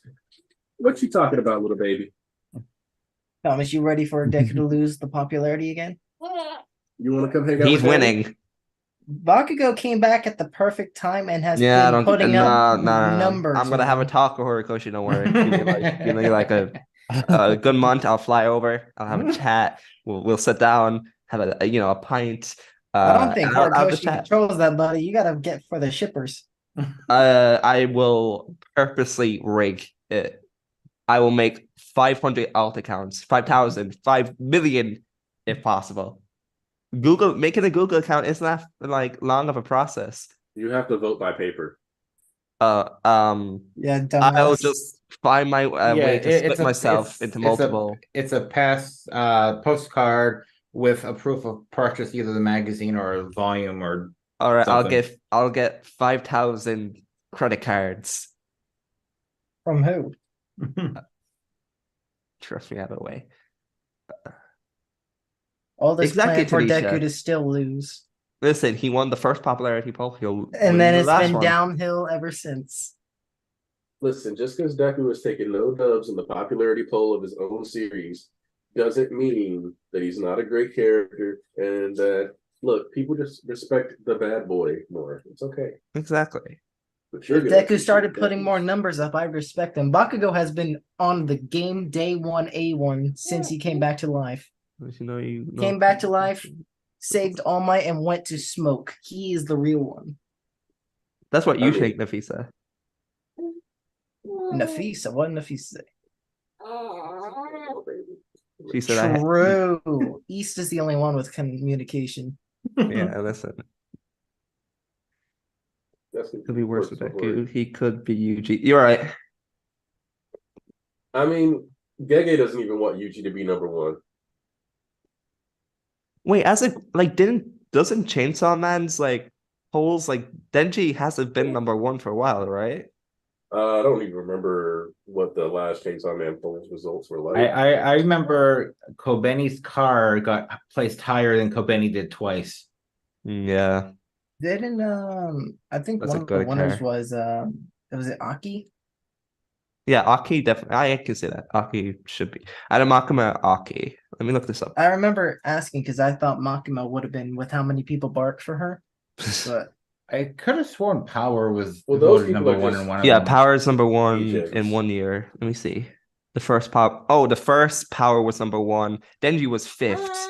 Then you had the second. Aki was number one. Makima second. Power third. Then you got Force, and then that's it. There was only two.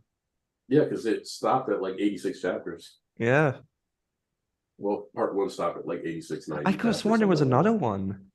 Ah, yeah. So Denji has never placed up in the top three. It is common for the protagonist to never have consistent number one in popularity polls. I feel like a lot of people have taken they've taken the whole the protagonist isn't number one in popularity poll, that means he's trash. No, that's not the case. I've always viewed it popularity actually as I always like food of course the main character, you're always with them, so you're always eating that. Imagine eating that every single day. And I view side characters as that one treat you get yourself, and you just love that treat so much that it overshadows everything you eat every day, because it's that one treat you get every now and then.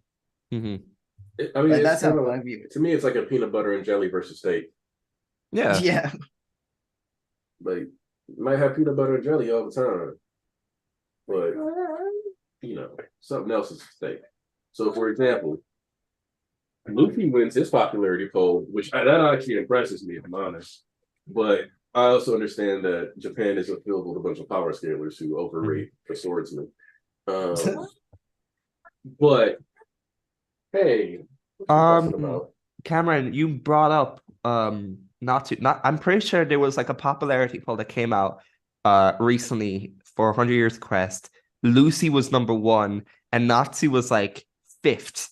Jalal Lucy beat him. is the MC. Yeah, she's the main C, but you know what I mean? You would assume Natsu would be number one, but he isn't.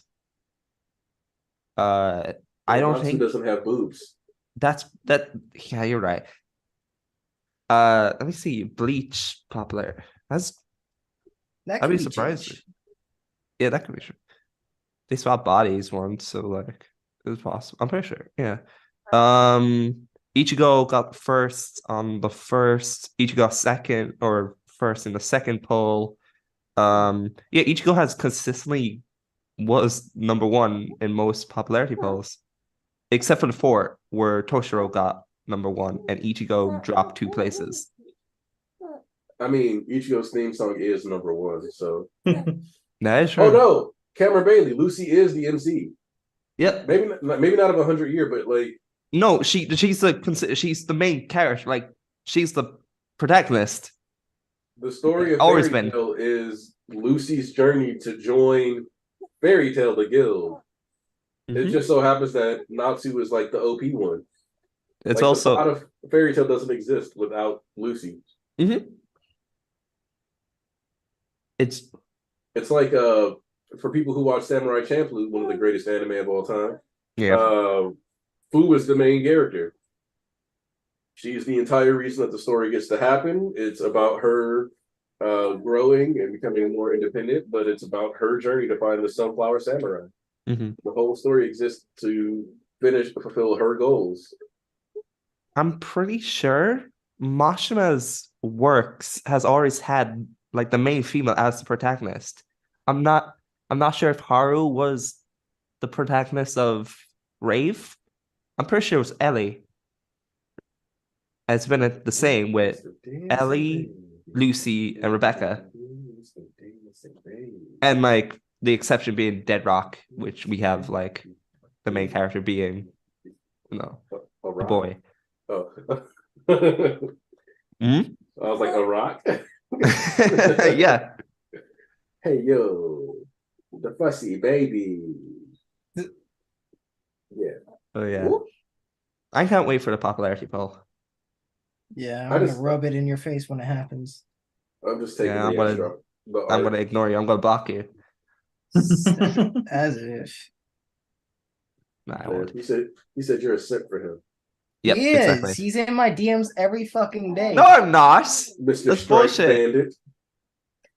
Bandit. Thomas is always asking me, Coyote, come play games with me. I'm like, no, bitch, I'm fucking sleeping. If anything, you're the one who's asking me to play games. Coyote, Bitch, you were the one that wanted to play Ultra Rumble. Don't cap on my name ever again. When are you gonna play League with me, Coyote? I used to play League. I think when I was in high school, and I was a Talon and Kha'Zix's main, if I remember their names correctly. Talon and Kha'Zix, but close enough. Shit, I wouldn't know. But I love playing Kha'Zix, man. It was fucking great just being a what was it? I think I jumped people. That was what I was supposed to do. Yeah, because you get the wing evolve, and then you kill somebody, you get the resets, and then you hop again, and then you hop again, and you hop again. Yeah. If I'm playing League, I have to relearn all the items, and that's been a while, man. Oh yeah, when I came back to League, I was like I had stopped playing in like season 7 or 8, and I came back, and it was like, here's the new mythic items and blah blah, and I'm like, mythic items? What do you mean mythic items? And I was like, oh boy.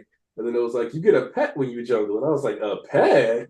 Oh man, I was learning all kind of shit that I hadn't learned. I was like, man, this shit is weird. There's a whole lot of new stuff going on here. I'm scared for what characters are meta now, because I'm hoping at least one of my old ones are there. Kha'Zix, he might be okay again. They had made some jungle changes that made AD junglers kind of ass besides Graves. Oh god. But let's see. MK. I can't say that on a stream. Can I? Oh my god. He is a fucking bird. Yeah. I'm pretty sure. Why are you instigating? You went to your hometown a few weeks ago, so that ain't. No, I did not.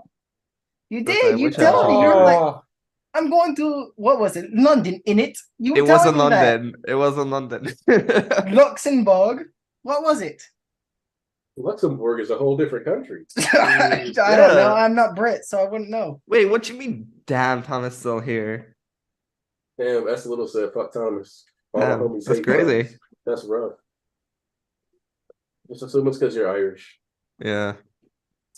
Maybe Let's not looks lie on him British. right now. Aniki, we know what he is. He waves that flag proud and loud. I don't think Thomas is from Northern Ireland. I'm not. Yeah, he's from Britain. No, I'm from the Republic. Get it right, bitch. I'll get it right when you finally fucking stop getting in my DMs, man.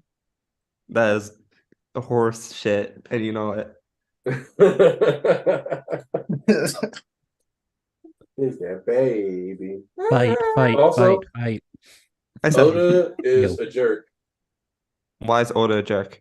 because he started the God Valley incident in this chapter and then left. That is true, actually. I Wait, it's on break? don't know if it's on break. I just know that he started it and then just like left this chapter. And there's no reason for the story for what it's covering right now to go back to it. Mm-hmm. Oh, yeah, we're still on 1096. Hey, what you fussing about? You were asked if they do Halloween in Ireland, Thomas. Halloween is a Celtic tradition, yes. Yes, Halloween is pretty, like, yeah. What do you dress as for Halloween? I'm not dressing up this year, Sally, You because fucking I have no one to go loser, out weeb ass drinking. bitch. Listen, You telling me you're not gonna dress up when my daughter's dressed up? She's a love bug. I wish I did. Go get your love bug outfit on. You can match her. I'll try to find one. No, Cameron Bailey is Shanks' dad is Saint Garland for Garden. He's a celestial dragon. I have a creepy rabbit mask I wear when I hand out candy to kids, but that's about as far as I go. What, you scare kids? Nah, When you give them the never. candy? Nah. If you don't It's trick scare or treat. yeah, you gotta give him a trick and a treat. Mhm. Not broke. We can give out both. No, I don't even acknowledge trick or treating. This is like we live in an apartment, so you gotta come to the door, ring all the doorbells. That seems a little extra, Timmy. I don't know. There was one year I had this vampire mask. It's half mask. It only covers like the top part, but it's like flesh colored, so it blends into your skin if you see it from far away. And of course, every single trick or treater was under the age of 5 that year. They were all afraid to come up until I took off the mask. And so eventually I just took it off. And there was one little girl dressed as a cow. After she took the candy, she started to walk away, stopped, turned back, mooed at me, and then kept on going. Look, the last time I went trick or treating as a child, I actually scarred a little child. I was like 12, and I had the Freddy sweater with the claws and a Freddy Krueger mask. And this kid turned around and saw me and broke down crying. He thought his whole life was donezo. Which it was. No I'm kidding. Oh, hey, we're gonna watch Scream 6 today. Oh, Oh, is that one bad? yeah. Honestly, the Scream franchise has gone down in quality ever since maybe 2. Didn't Saw also come out? Yeah. Is that one good? I've heard people praise it. I've Like- never really been into Saw, so Mhm. Hey, little thing. Like this kinda time it's like like Saw. it's instead like you're not following the good guys, you're following the actual villain himself. Kramer. Yeah. That's not that bad. Mm-hmm. Shoot.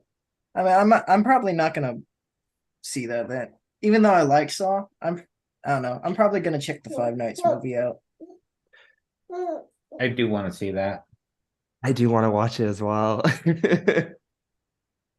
I heard from friends who I have both friends who don't like or haven't seen anything of Five Nights, and then friends who have the entire lore of Five Nights. The ones who like Five Nights, they say it's good for Five Nights fans, and the ones who didn't, they called it mid. That was pretty much what it was. So it's like, I think if you have a lot of lore for Five Nights, I'm probably gonna like it because I remember reading everything from everything. Mhm. So I might like that. Well, I heard Josh Hutcherson, who's like Mike. Yeah. He was like the best part of it. I love Josh. And then people love, obviously Matthew Lillard is, he's Yeah, beloved. the goat. Shaggy himself is a great, like, he's great in it, so like I have high hopes. I love Matthew Lillard. He's great. He's fucking goated.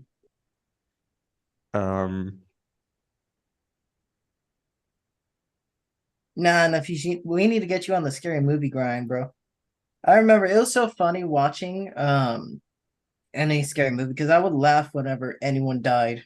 Like I remember every Jason movie cracked me up whenever people died.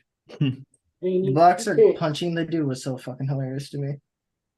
You can't eat my headphones. Hold on. Nafisa is probably watching Scooby-Doo movies during Halloween. I mean, like, that's a W, but I don't know. You're trying to slander, bro. Hey, I tried slander and I realized that's probably kind of cruel. So I was bro, like, just shit on a fandom, dude. I do it all the time, man. On the fandom, I'll shit on them, but let me see those teeth. I do want to ask, like, how people, because I know Aniki brought like up the nitroglycerin aspect of Bakugo's or him coming back because of his quirk, right? But I want to ask more people how they feel, because obviously it's a controversial, like, so like what we feel about reasoning. like Yeah. I will say this. It is all subjectivity, and I don't give a fuck. I just want it to be raw swag Kino. All that mattered to me. I mean, shoot, I don't really even care at this point because Shigaraki self-resed himself. So if Bakugo can do that with logic behind it, who fucking cares, man?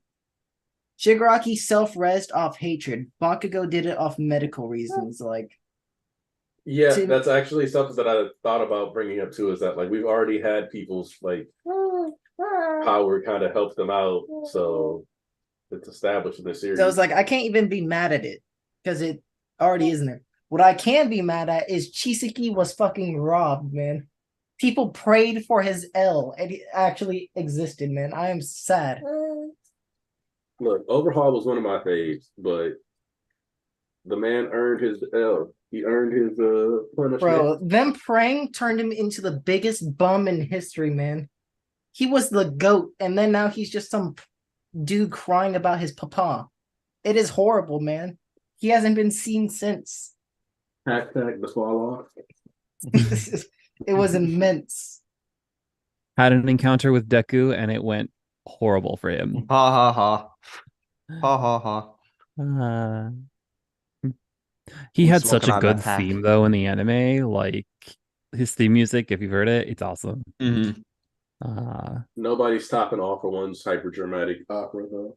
Something I was about to bring up, like, the bones went off with like that final fight against Chisaki, because when they played the All for One OST while he was beating his ass, instead of a hype like song, I was like, this is perfect. I actually that ain't a hero to Chisaki. That's a monster. Man, I actually didn't like it. That's the thing. It's so weird to me. My relationship with the overhaul arc feels like really reversed from other people's, which is fine. I like that, having those interestingly weird, different opinions. But to me, I actually didn't like how the anime approached it in certain regards. It was still fine. Like, I'm nothing worth like complaining about or making my entire personality. But it's like the complaints people have about the overhaul arc, I don't really have, but the complaints I have about the overhaul arc, I'm not sure other people have, but it's always fun to see that difference. Still, I love the raw moment. It did look really good. Yeah. And stuff. Like I'm not going to like hate on something that cool. Like I couldn't. I always stand 10 toes down that I firmly believe the overhaul arc was what boosted My Hero's not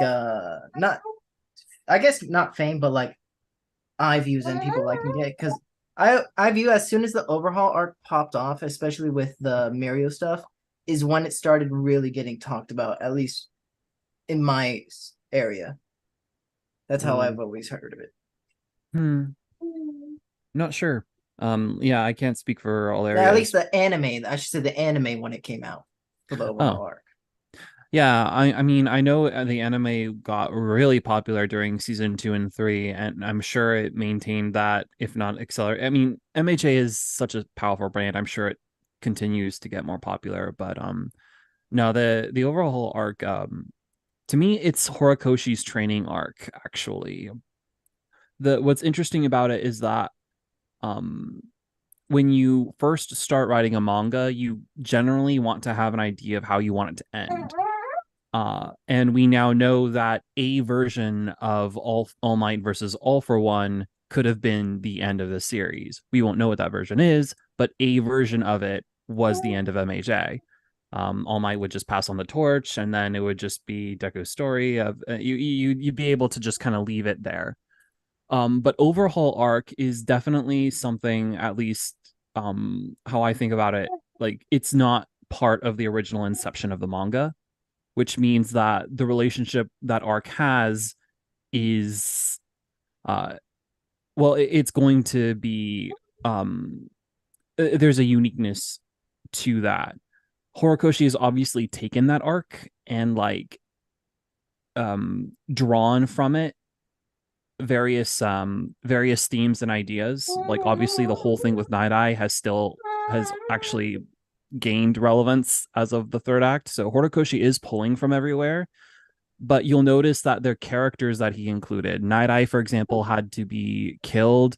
Mirio as a character. I mean, to me, he was always a side character, which I think is somewhat controversial to say to some people, but to me, Mirio is treated like a side character in the series and has continued to be such. Aries' quirk has been it has been used minimally. The most dramatic thing is getting All for One the ability to rewind via the injection, but like the actual it doesn't have as big of an effect as you would think it was. And Overhaul himself is also a diminished role in the story. So like to me, it's not a filler arc, but it is a training arc for Horikoshi where he's like, okay, I want to do this, but I don't want to commit too hard to every single plot element. It's all gonna matter, but these are gonna have a diminished role in the story. And then the story kind of comes back in full when you get to things like the Pro Hero arc with Hawks and Endeavor, with the MVA arc. He set up more of the kids from the arc before, and then we get the PLW. So like the overhaul arc occupies a weird space for me in that it's not a filler arc, obviously. It's fully canon, but it's like Horikoshi is playing with a lot of ideas, and then later the ideas themselves become fleshed out. He said as much that he tried to make that arc as long as possible, because MHA arcs before that were not very long. Like the overhaul arc was one of the longest arcs in the series before the PLW started. So Yeah.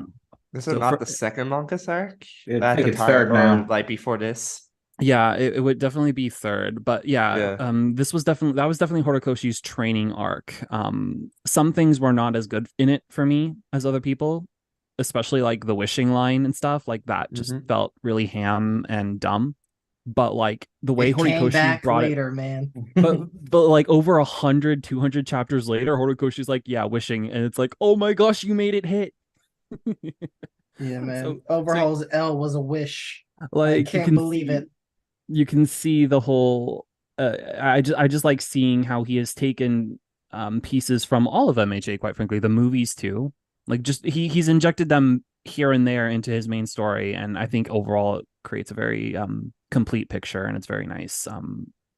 I think people have their I don't know what the good word is, but people complain about the movies too much. Like they're supposed to be fun stuff first and foremost, and their effects on their canon are going to be fairly minimal, like in terms of like dramatic plots. It's like we can just enjoy nice thing, can't we? Just enjoy nice thing. No, we can't. We just can't. It is not that big a deal. It's just manga, guys.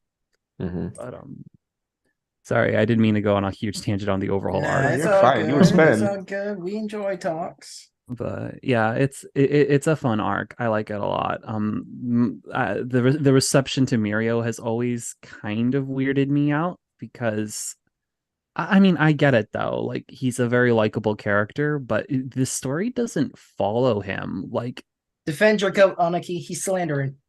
I this no, I mean like literally we don't get Mirio introspection at all the entire arc. He doesn't like we don't what is it? I think maybe at the very start with during the Chisaki fight, but it's not like a particularly deep thing to me.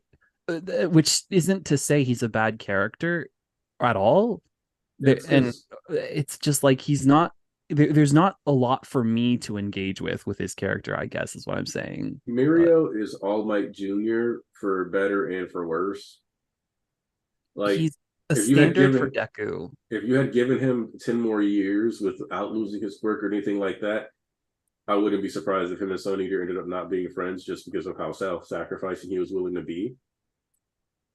There's also an argument to be made that Mirio inherently would have eventually gotten himself killed just off of not having All Might's power level, or basically having all the same functional ideologies. Because like All Might, so we see that All Might had his ideology before he had his powers, but we also see that if Nana had not stepped in, All Might would have died. Because like, let's just be real, what was he gonna do with that pipe? Like, what was he gonna do with that He's pipe going on a besides rampage, die? man.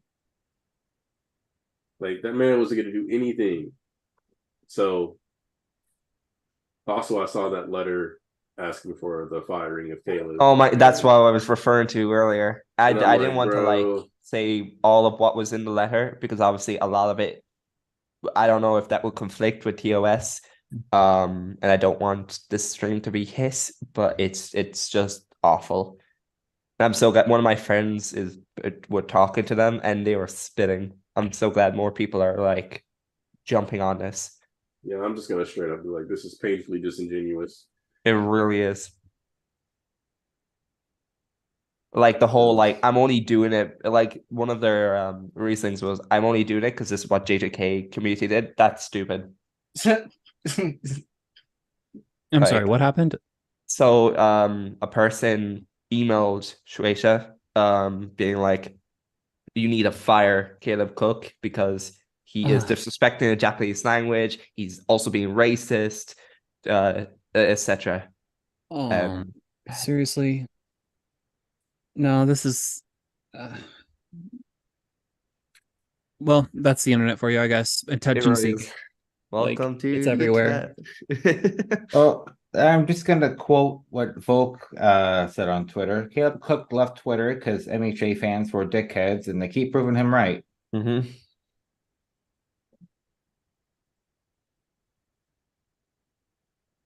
Fucking disgusting. Yeah, they're 29, mind you. Yeah, you're right.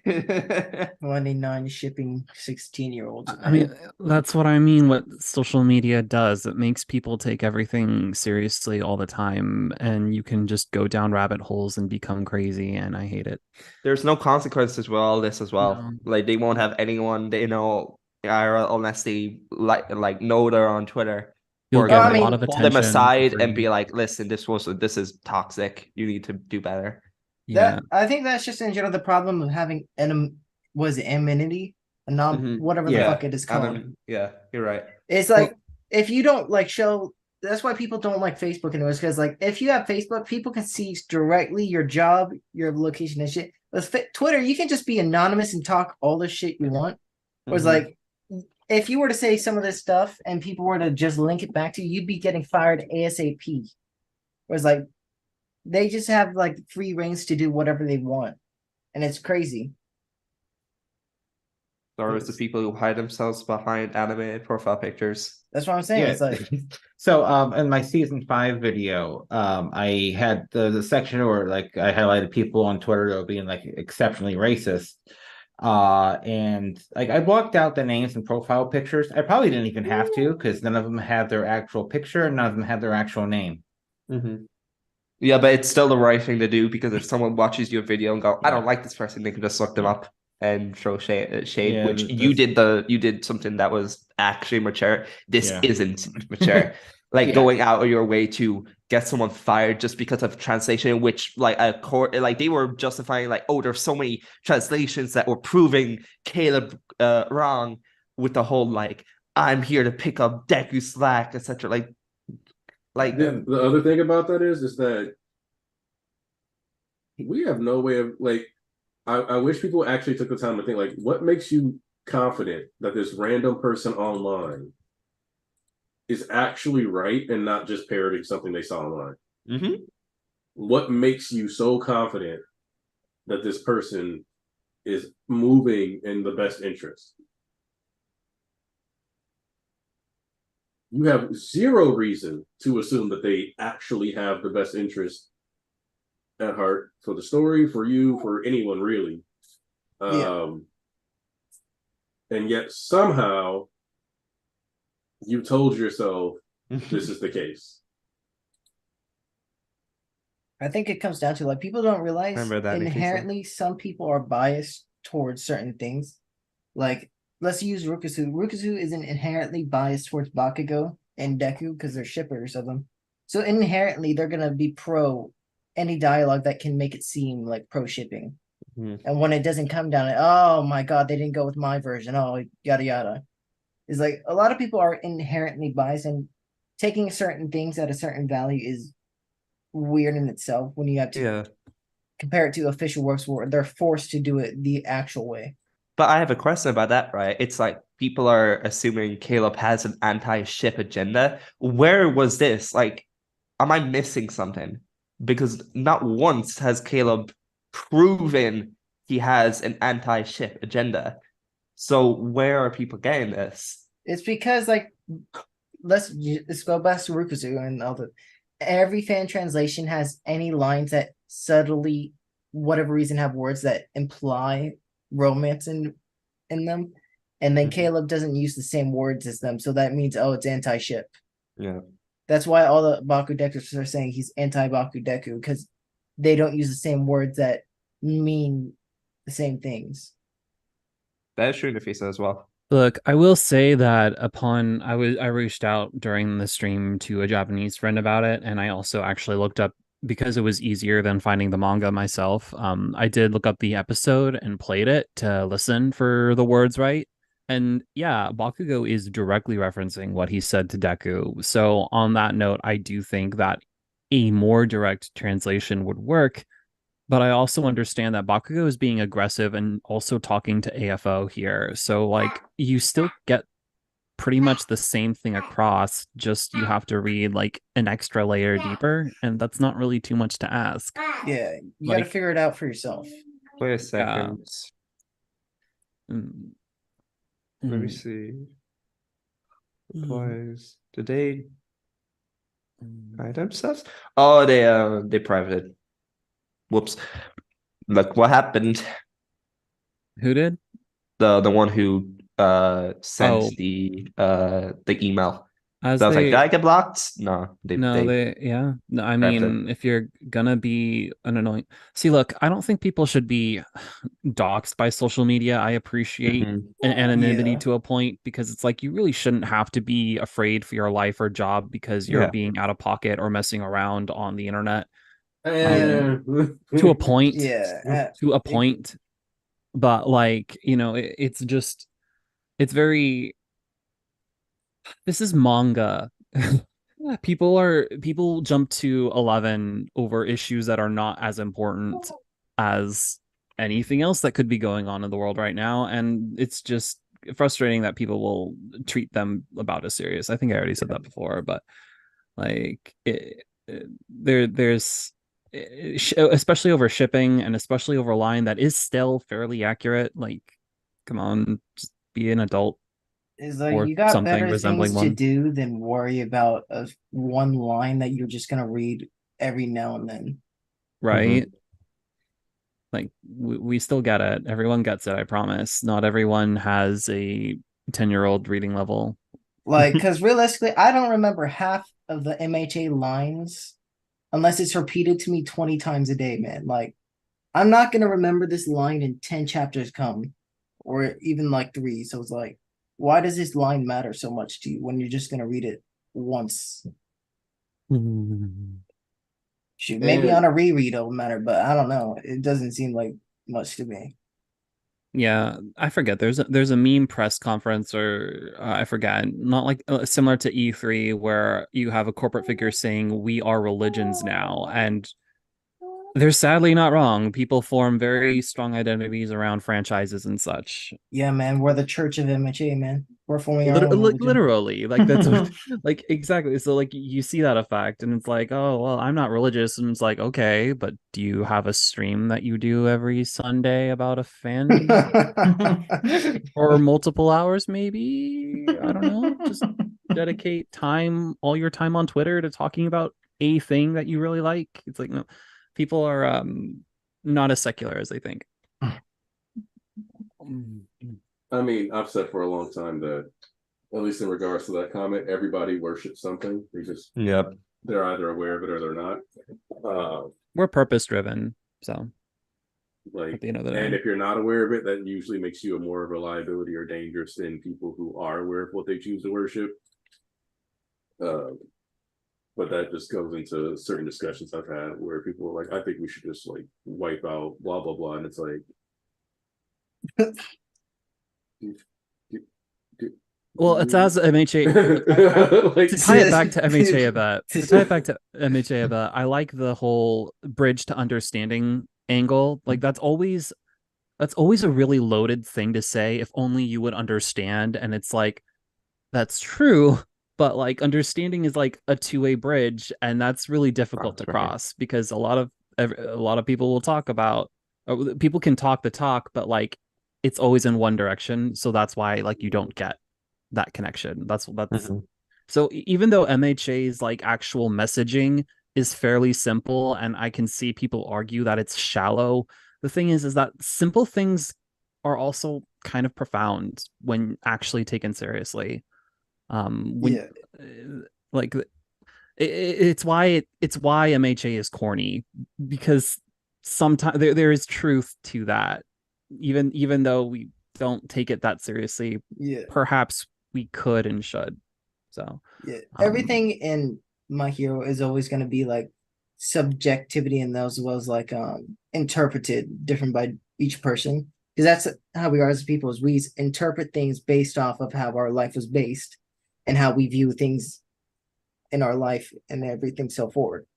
Is like I can view Toga as a crazy bitch who deserves death, and some people can view her as tragic. It's like we interpret things different about people, and that's how it's just gonna be, no matter what. Even if there's like themes, like everything will be interpreted different because we all have different brains,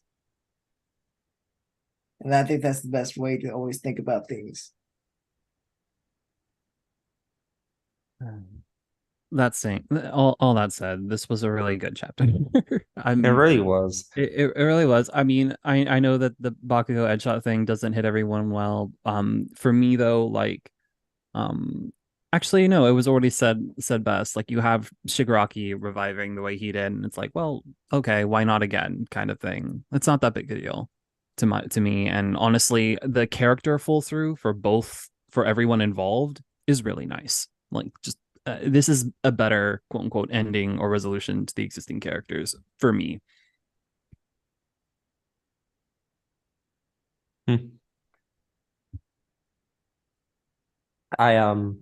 I said last stream, and I'll say again that like as someone who was bullied a lot growing up, I wasn't fond of Bakugo. Like I saw a lot of like his traits in a lot of people I knew. But the series and Horikoshi has made me feel really like attached to him in a weird way. And like looking over this chapter, like Hori does a great job with Bakugo humor. Like whenever he is like his like reaction shots, they're great. And just seeing his face when he vomits, and then like the little like pain, the anguish face he had when Edshot was like popping out and he was like about to snip off the shred. I think that was funny. Hori did a great job there. Yeah. The scissors were funny, but then when you think of the implication of what he just did, that's Cut himself in half. yeah, yeah. Well, the other thing is that I'm not sure if the scissors are like canon or if it's just like a No, I think Like it's a gag. it's the sound effects. Yeah. So it's just one of those things where it's like, oof. Well, Yeah, it's a visual metaphor, really. I also I'm think guessing that, because he's a ninja, it will sound like a scissors being snipped, like a snip sound, Yeah. like in the anime too. So it's gonna be gross as well. which I want to know if he had to like replace like organ for organ, or like he could like slide some muscle in places, or if he just like straight up had to give up his lungs and heart. Because he had to straight up give Yeah. his lungs and heart up, and yeah, like he's just slowly dying here as a little Warren on the ground. Which I don't know. I can't even say if he's dead there because I feel like All Might would have said some stupid sad thing about Ed Shot. Ed shot me, boy. I'm sad you're dead. I don't know. Something. What is he, Well- Mr. Krabs? Yeah. Well, no, the way I look at it is it's like that will come. So we've always been like looking forward to Deku's I am here moment, but to a certain degree, a lot of the heroes, at least Bakugo getting one, makes sense to me. And so if Bakugo is like gonna kind of go all out against All for One here, then we get the chance for that looking up as like, you know how like when Deku activates float for the first time and like Yeah. you have Gran Torino and he's like, oh, that's not a That squirt. Shimura's quirk. Yeah, like you kind of get that moment where they'll probably get to look up, and then whether or not Ed Shot will get to unravel himself into unfold Whatever. his body Yeah. or not is what we'll see next chapter is how I look at that. Yeah, Thomas is gonna be in the mud. Bakugo gets For an what? I am Bakugo getting an I am here moment before Deku out of no. You're gonna be in the mud. I don't man. give a shit if he gets an I am here moment. Coffee's before gonna be Deku. coming for your throat, man. You're never Listen, living he's it been coming down. for my Save the show for best a for lot. last, He can as do it they again. say. Exactly. That's what I was about to say. He can have his moment, but we're going to have the Deku I am here moment towards the end of this arc. It's happening. So it doesn't like he could get his I am here moment. That's fine with me. So It's not you going to be think, nearly as buddy, cool so as you Deku's. think. Listen, you're hating. I'm telling the truth. I am not a hater. That bullshit. I've been factually correct in everything I have spat so far. You're I've You know called what? everything, and I you've denied appreciate it. You said All Might was gonna die. I said he was gonna live. I think I factually said read the story better than you, Thomas. Oh, no. my Listen, goodness. wait. Hang on. I said hang on. Endeavor was gonna live, and you said he was gonna die. I'm No, factually hang on. better at Hang reading on. than We you. captain on my name right now. I'm not. I already said he could live or he can die. I've always been in the middle. Nah. I've been that bridge. Nah. I've been Spider-Man holding the two sides of the boat. Those two sides being the dead and alive. I've been on one of those sides too. Like I try to keep my mind open like you do, but like partway through the All Might fight, something just switched. I'm like, Something no, snapped. I won't Something let it inside of me. happen. I'm not letting it end like this. And I'm like, I you will guys find gotta be Horikoshi ready. Be myself. ready. Because I was like, I will- look, bro. I don't will want fix people- it if he goes through with it. Like Because it's like when Bakugo was like dying, and I was like, I don't know about all that. But then when people were like, "Oh, Mike's definitely living," I was like, "Ooh, I don't want people to get too stuck on that one." Like, yeah, that's the thing. Because if he Like, dies here, I don't want to see a bunch of people being like, "It really?" Like, no, I want you to be ready for it emotionally. Like, it really depends what Horikoshi wants to do with or would want to do with the series. I think like if there are gears for more MHA after this, then yeah, you could have some elements happen here that make this whole thing kind of unresolved, and then we lead into a part 2, and then I'll be upset and think it's like Naruto Shippuden all over then, and then I'll fall out of love with it and all kinds of horrible things. But theoretically, you can make something interesting with some of those darker developments, yeah. Mm-hmm. But like, if you're gonna end MHA though, then it's gotta fit. You can't just pull stuff that wasn't set up on us, honestly, for shock value for 5 minutes and then the series is over. Like, no, No. No, we're definitely getting part 2. I'm carrying East Will. I'm carrying it on my back. East has given I up will on kill that, it for you. Thomas. You don't Listen, need to. Yeah, Tanisha is also on it. We have, I'm pretty sure, Seth, you're on it too. No, there's no part 2. No, there will be. There will No. be. No, Seth is. I- This is why we're better readers than you, Thomas. If I will kill it Fujimoto myself. can part come back 2. with a part 2, No, I will kill I'm it holding hope. myself. I will put Horikoshi out of his misery, and yes, no, I this will is go the on Church an of arc. MHA Civil War right here. There doesn't need to be part 2s for everything. Prison School didn't get a part 2. Where's my No. Prison School part 2? Oh my goodness. No oh part my 2s. lord. There doesn't No, need to be part 2s for everything, Thomas. all I want from MHA post series end is like, okay, Bones will take on an animation project, and it's just something dumb. Like we'll get a fantasy arc, quote unquote arc, in a completely different universe, or we'll get a universe where everyone's at school together, pro heroes, teachers, students, and villains together, just weird happiness universe, just random stuff, or the mecha universe. Like Horikoshi has drawn so many different settings for his characters, and it's like, you know what, I don't need a part 2 of MHA, just give me whatever this nonsense is. I want the fantasy. Like, we're quite literally in an OVA getting MHA Yu-Gi-Oh! Like, I need like the fantasy. Give me a few episodes of stupid Yu-Gi-Oh! In MHA, yes. Mhm. Like all the ham. Like I would take that. If Horikoshi pulled a Tagashi and gave us Greed Island for MHA, that'd be so fun. Like MHA ending does make me sad a bit, just because I know there will be a void, but like the idea of Horikoshi being able to take things slower, and I mean, let's be real, I don't think Viz or not Viz, excuse me, Shueisha wants no more MHA content forever. Like I don't think that's a thing either. Yeah, So I that's think, why you we're know, if they getting work ovas together, out they the can produce wazoo. I think they can produce like original content with the characters in the future, maybe not like a serious animation project, or you know, maybe some like movies, for example. But like they can continue doing things to make merchandise that I will buy. I hope they do that. It's obviously Bakugo, Tanisha. He's either Joey Wheeler or Senokaiba. No, but like that little OVA that came with the World Heroes Mission like DVD where it's like it shows Deku, Bakugo, Shoto, and Endeavor like in the airport, Hawks too. Yeah, Like that was all Tokyo. fun. I want something like this. I want like give me like even if it's that short, I'll take it. Yes, give us- no, give even us if it's to MHA sell Smash. even if it's to sell merchandise shamelessly, like just do it. Because I remember I had a lot of conversations with people who like look down on MHA because it does like either movies or like spin-off manga because like I don't know, like I don't see any issue with it as well. So if like they want to shamelessly to do all this for, you know, money, to do it because I get more MHA content. Just do Am I- vigilantes at that point. Hmm? Just do like animate vigilantes at that point. I want anime video. Someone mentioned like in the chat, are we giving up hope for Koichi? I'm not giving up hope. I want to Yes. see, at least like if it's just one panel, like a little like tiny box where it's I like think- them watching. I'll take that.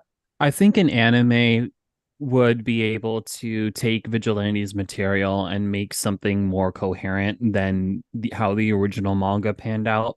So Mhm. I would be down for a Vigilantes anime. I don't think it's it gets it's not my favorite MHA spinoff, but I think it has enough material for a good director to put something together with it. Like it's not bad. It really isn't. It's just there's some things it does that I don't think are handled very well at all. I think once it gets past a certain point, I don't remember where, that's when it starts becoming like consistently okay. Like I remember the beginning being like bad for me, but then once it got to a certain point, it started becoming consistent to enough where I enjoyed reading it whenever it did come out.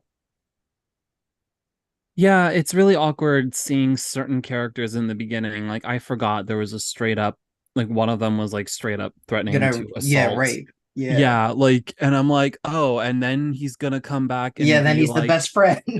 like, Not even like any like justice at all. Yeah, Soga Like, got scot-free, man. he Look. did. And they gave him the wackest color scheme I've seen, man. Yeah, that was awkward. To say the least. Like, quite literally, he is like, oh, what if he was a fusion of Kirishima and Sukauchi? But But you can see where an anime would but be able to criminal. take it differently, to take his character differently. Like that's something that would be able they could smooth over. There are certain cameos that throw the story off, I think. Like the being torn between, hey, look at this pro hero from the main manga kind of thing. That there's a weird it takes away from Koichi too much Mhm. to establish a good through line for the story, in my view.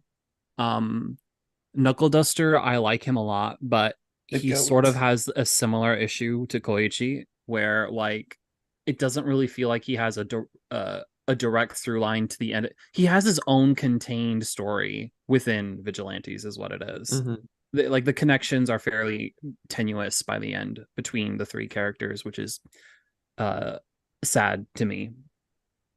I will say that like what Vigilantes can do is like make a lot of people who are just anime only or like really love the early seasons like fuck with it because of Tensei. Koichi and Tensei's relationship, Ingenium. That was cool. Yeah, it's very cool, and it makes you like Tensei more because aside from us feeling for him because of Ida, like how Ida reacted, Tensei was kind of he wasn't really a character, if that makes sense. Yeah, But in no. Vigilantes, he actually gets more fleshed out. You get to see his codes even more. You get to see him interact with people. You get to see him save and be a hero. Like that's cool to me. And if we got Vigilantes, it adds so much more, especially for the Stain fans. The Stendhal arc is great.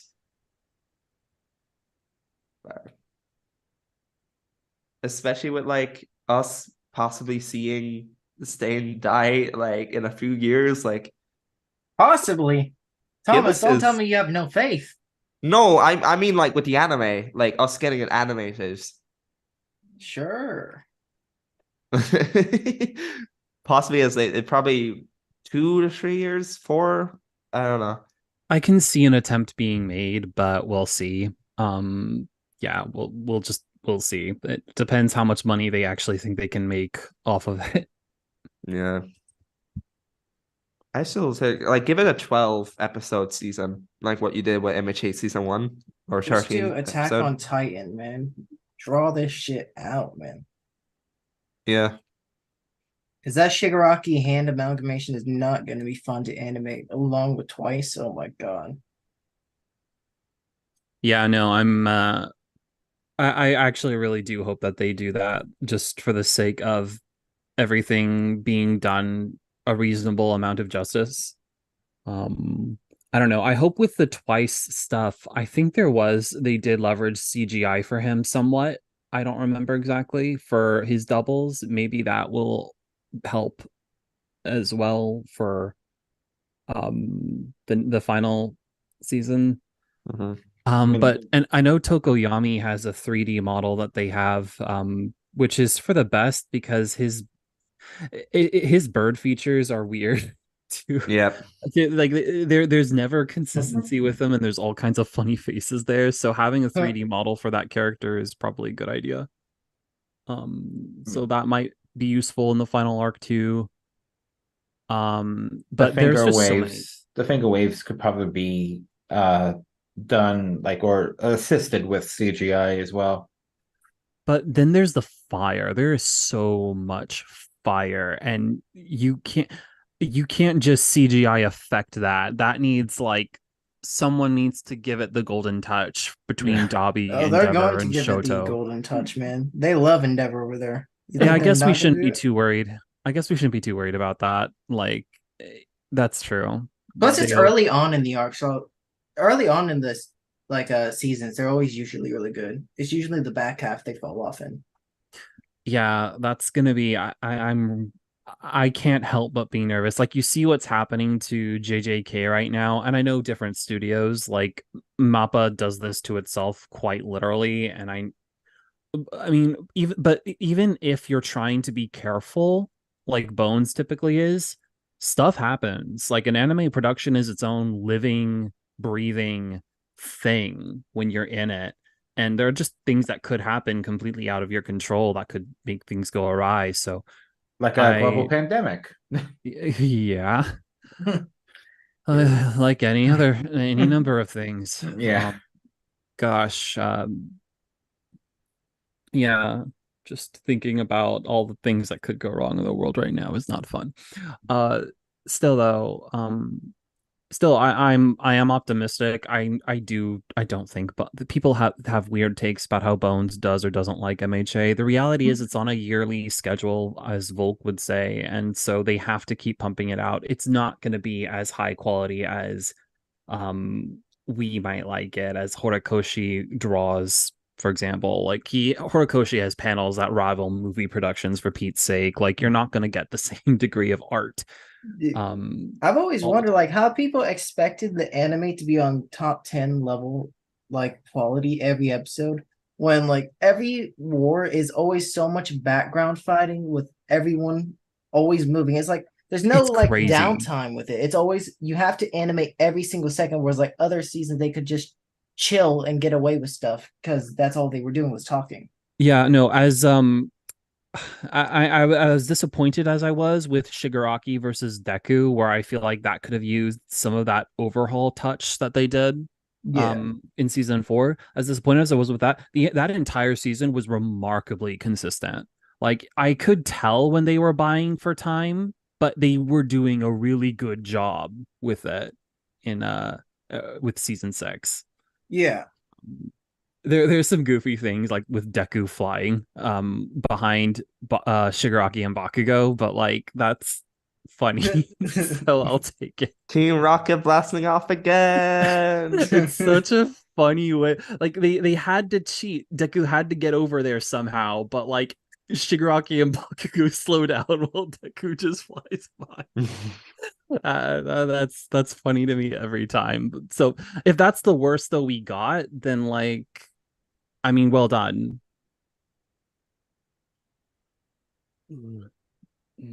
But I would not object to a multi-core season or a split core for the final seasons because yeah, I hope they don't encounter I hope it's a split core just so because like every season ends with to be continued number season, and it'd be nice to have a to be concluded. Yeah. Careful, but yeah. I just don't want it to end. Give us just take breaks. Give us a filler arc. I don't even care if it makes no sense. Yeah, put a filler arc between the war. I love that. Yeah, for sure. Like pull a Naruto, I'll take it. Deku's card game adventures. Isn't that what the Continue off Yes, the I win. RDA. Yeah, I win.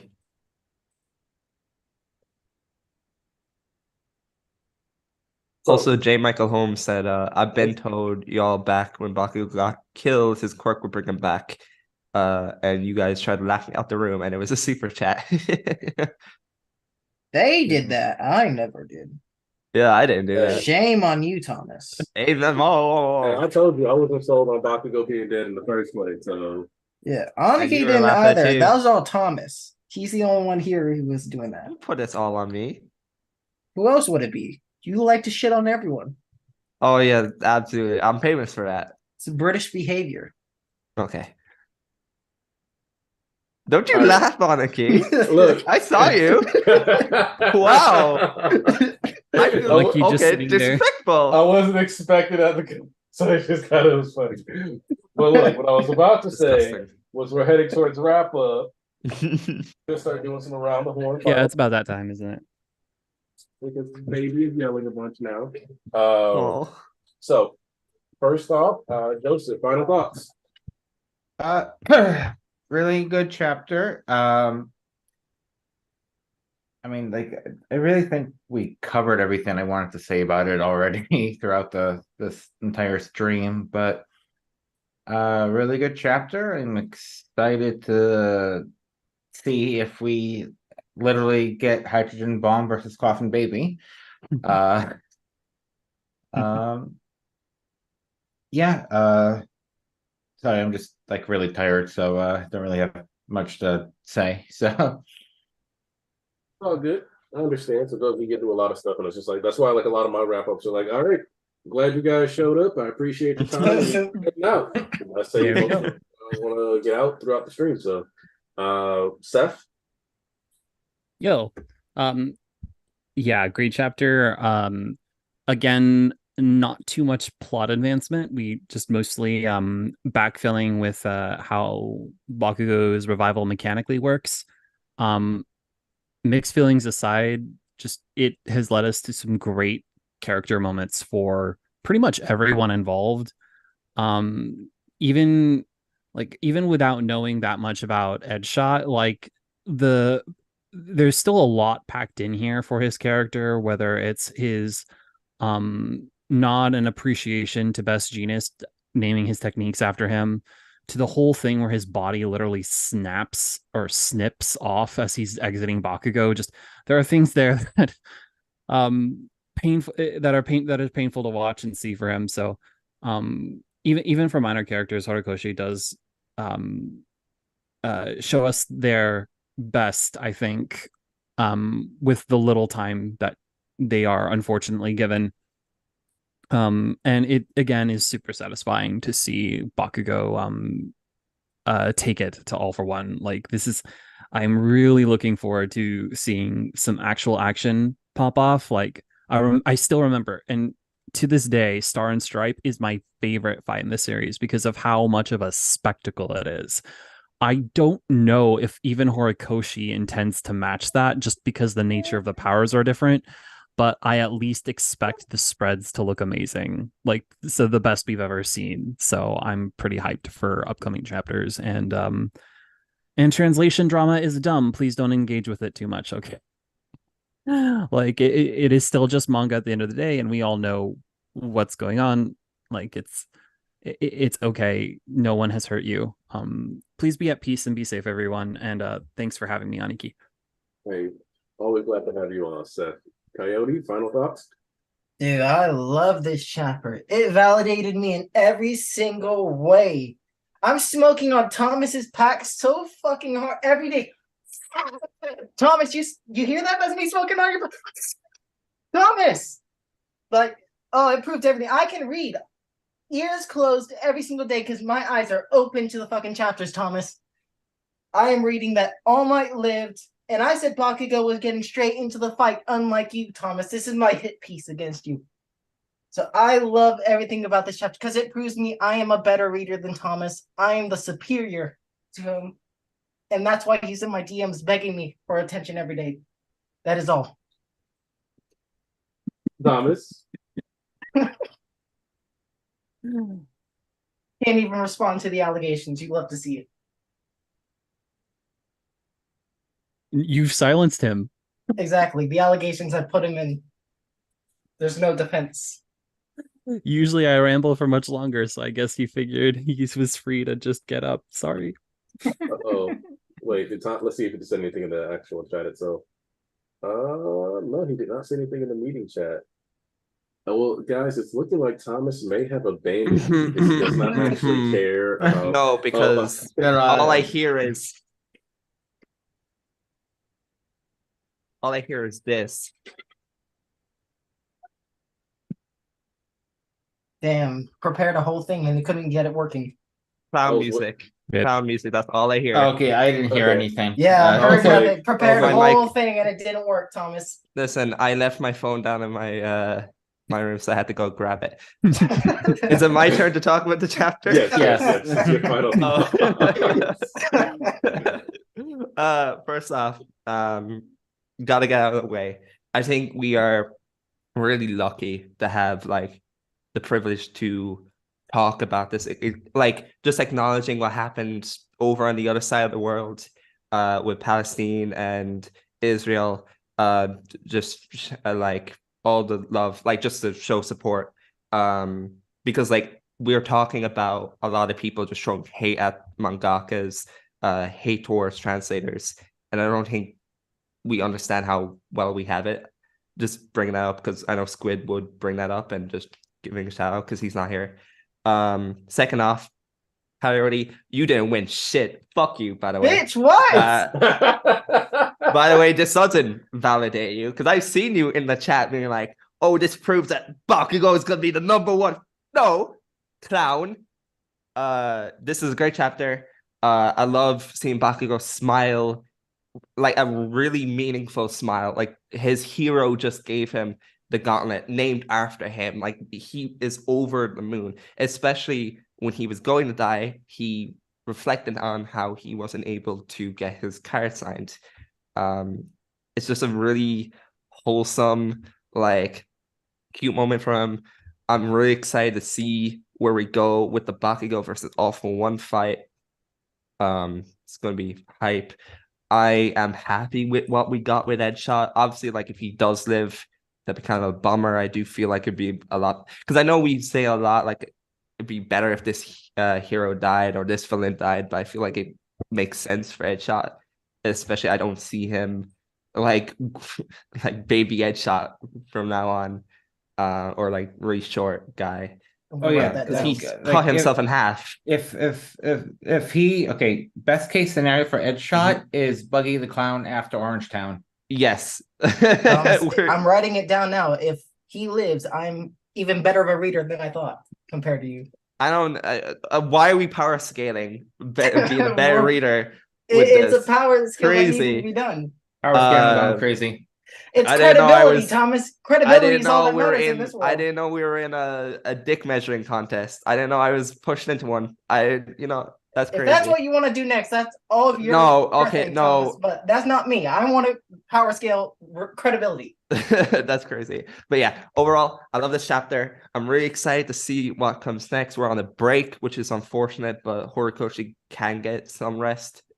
Overall, I loved it. 10 out of 10. Everyone, make sure you drink some water, eat some food, enjoy the rest of your day and week, and that's it.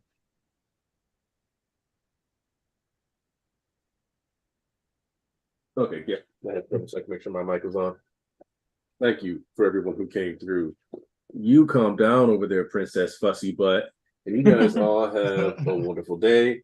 We'll see you in 2 weeks because unless I have like a random idea to do something before then, probably won't. That's just life.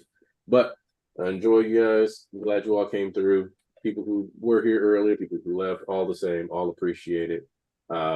Looking forward to seeing the rest of this conflict, especially since usually if we have these 2 week breaks, it's looking more and more like Horikoshi is kind of getting to take these breaks to maintain page counts and quality. So I'm really looking forward to what we'll come back to. It's looking like that'll be at least a 15, 16 pager. And we'll get to see some, not just like good action, but also some payoff. And maybe even see some of the 1A kids like get incorporated. Because these explosions and stuff, like, yes, Bakugo was able to do his exploding full cowling. I don't think this is going to be a pure 1v1. I'm okay with that. I think it lines up with Bakugo, like the flashes of the second user that Awful One keeps having while interacting with Bakugo. So if we get some more people involved that actually like take on Awful One, that's all the better. And if he keeps blasting off his arms so other people can get in closer, make their moves, even better. Hydrogen Bomb versus Coffin Baby. Let's go. I appreciate everybody who came through. Thank you for your time. And that's all I really have to say today. So we're done.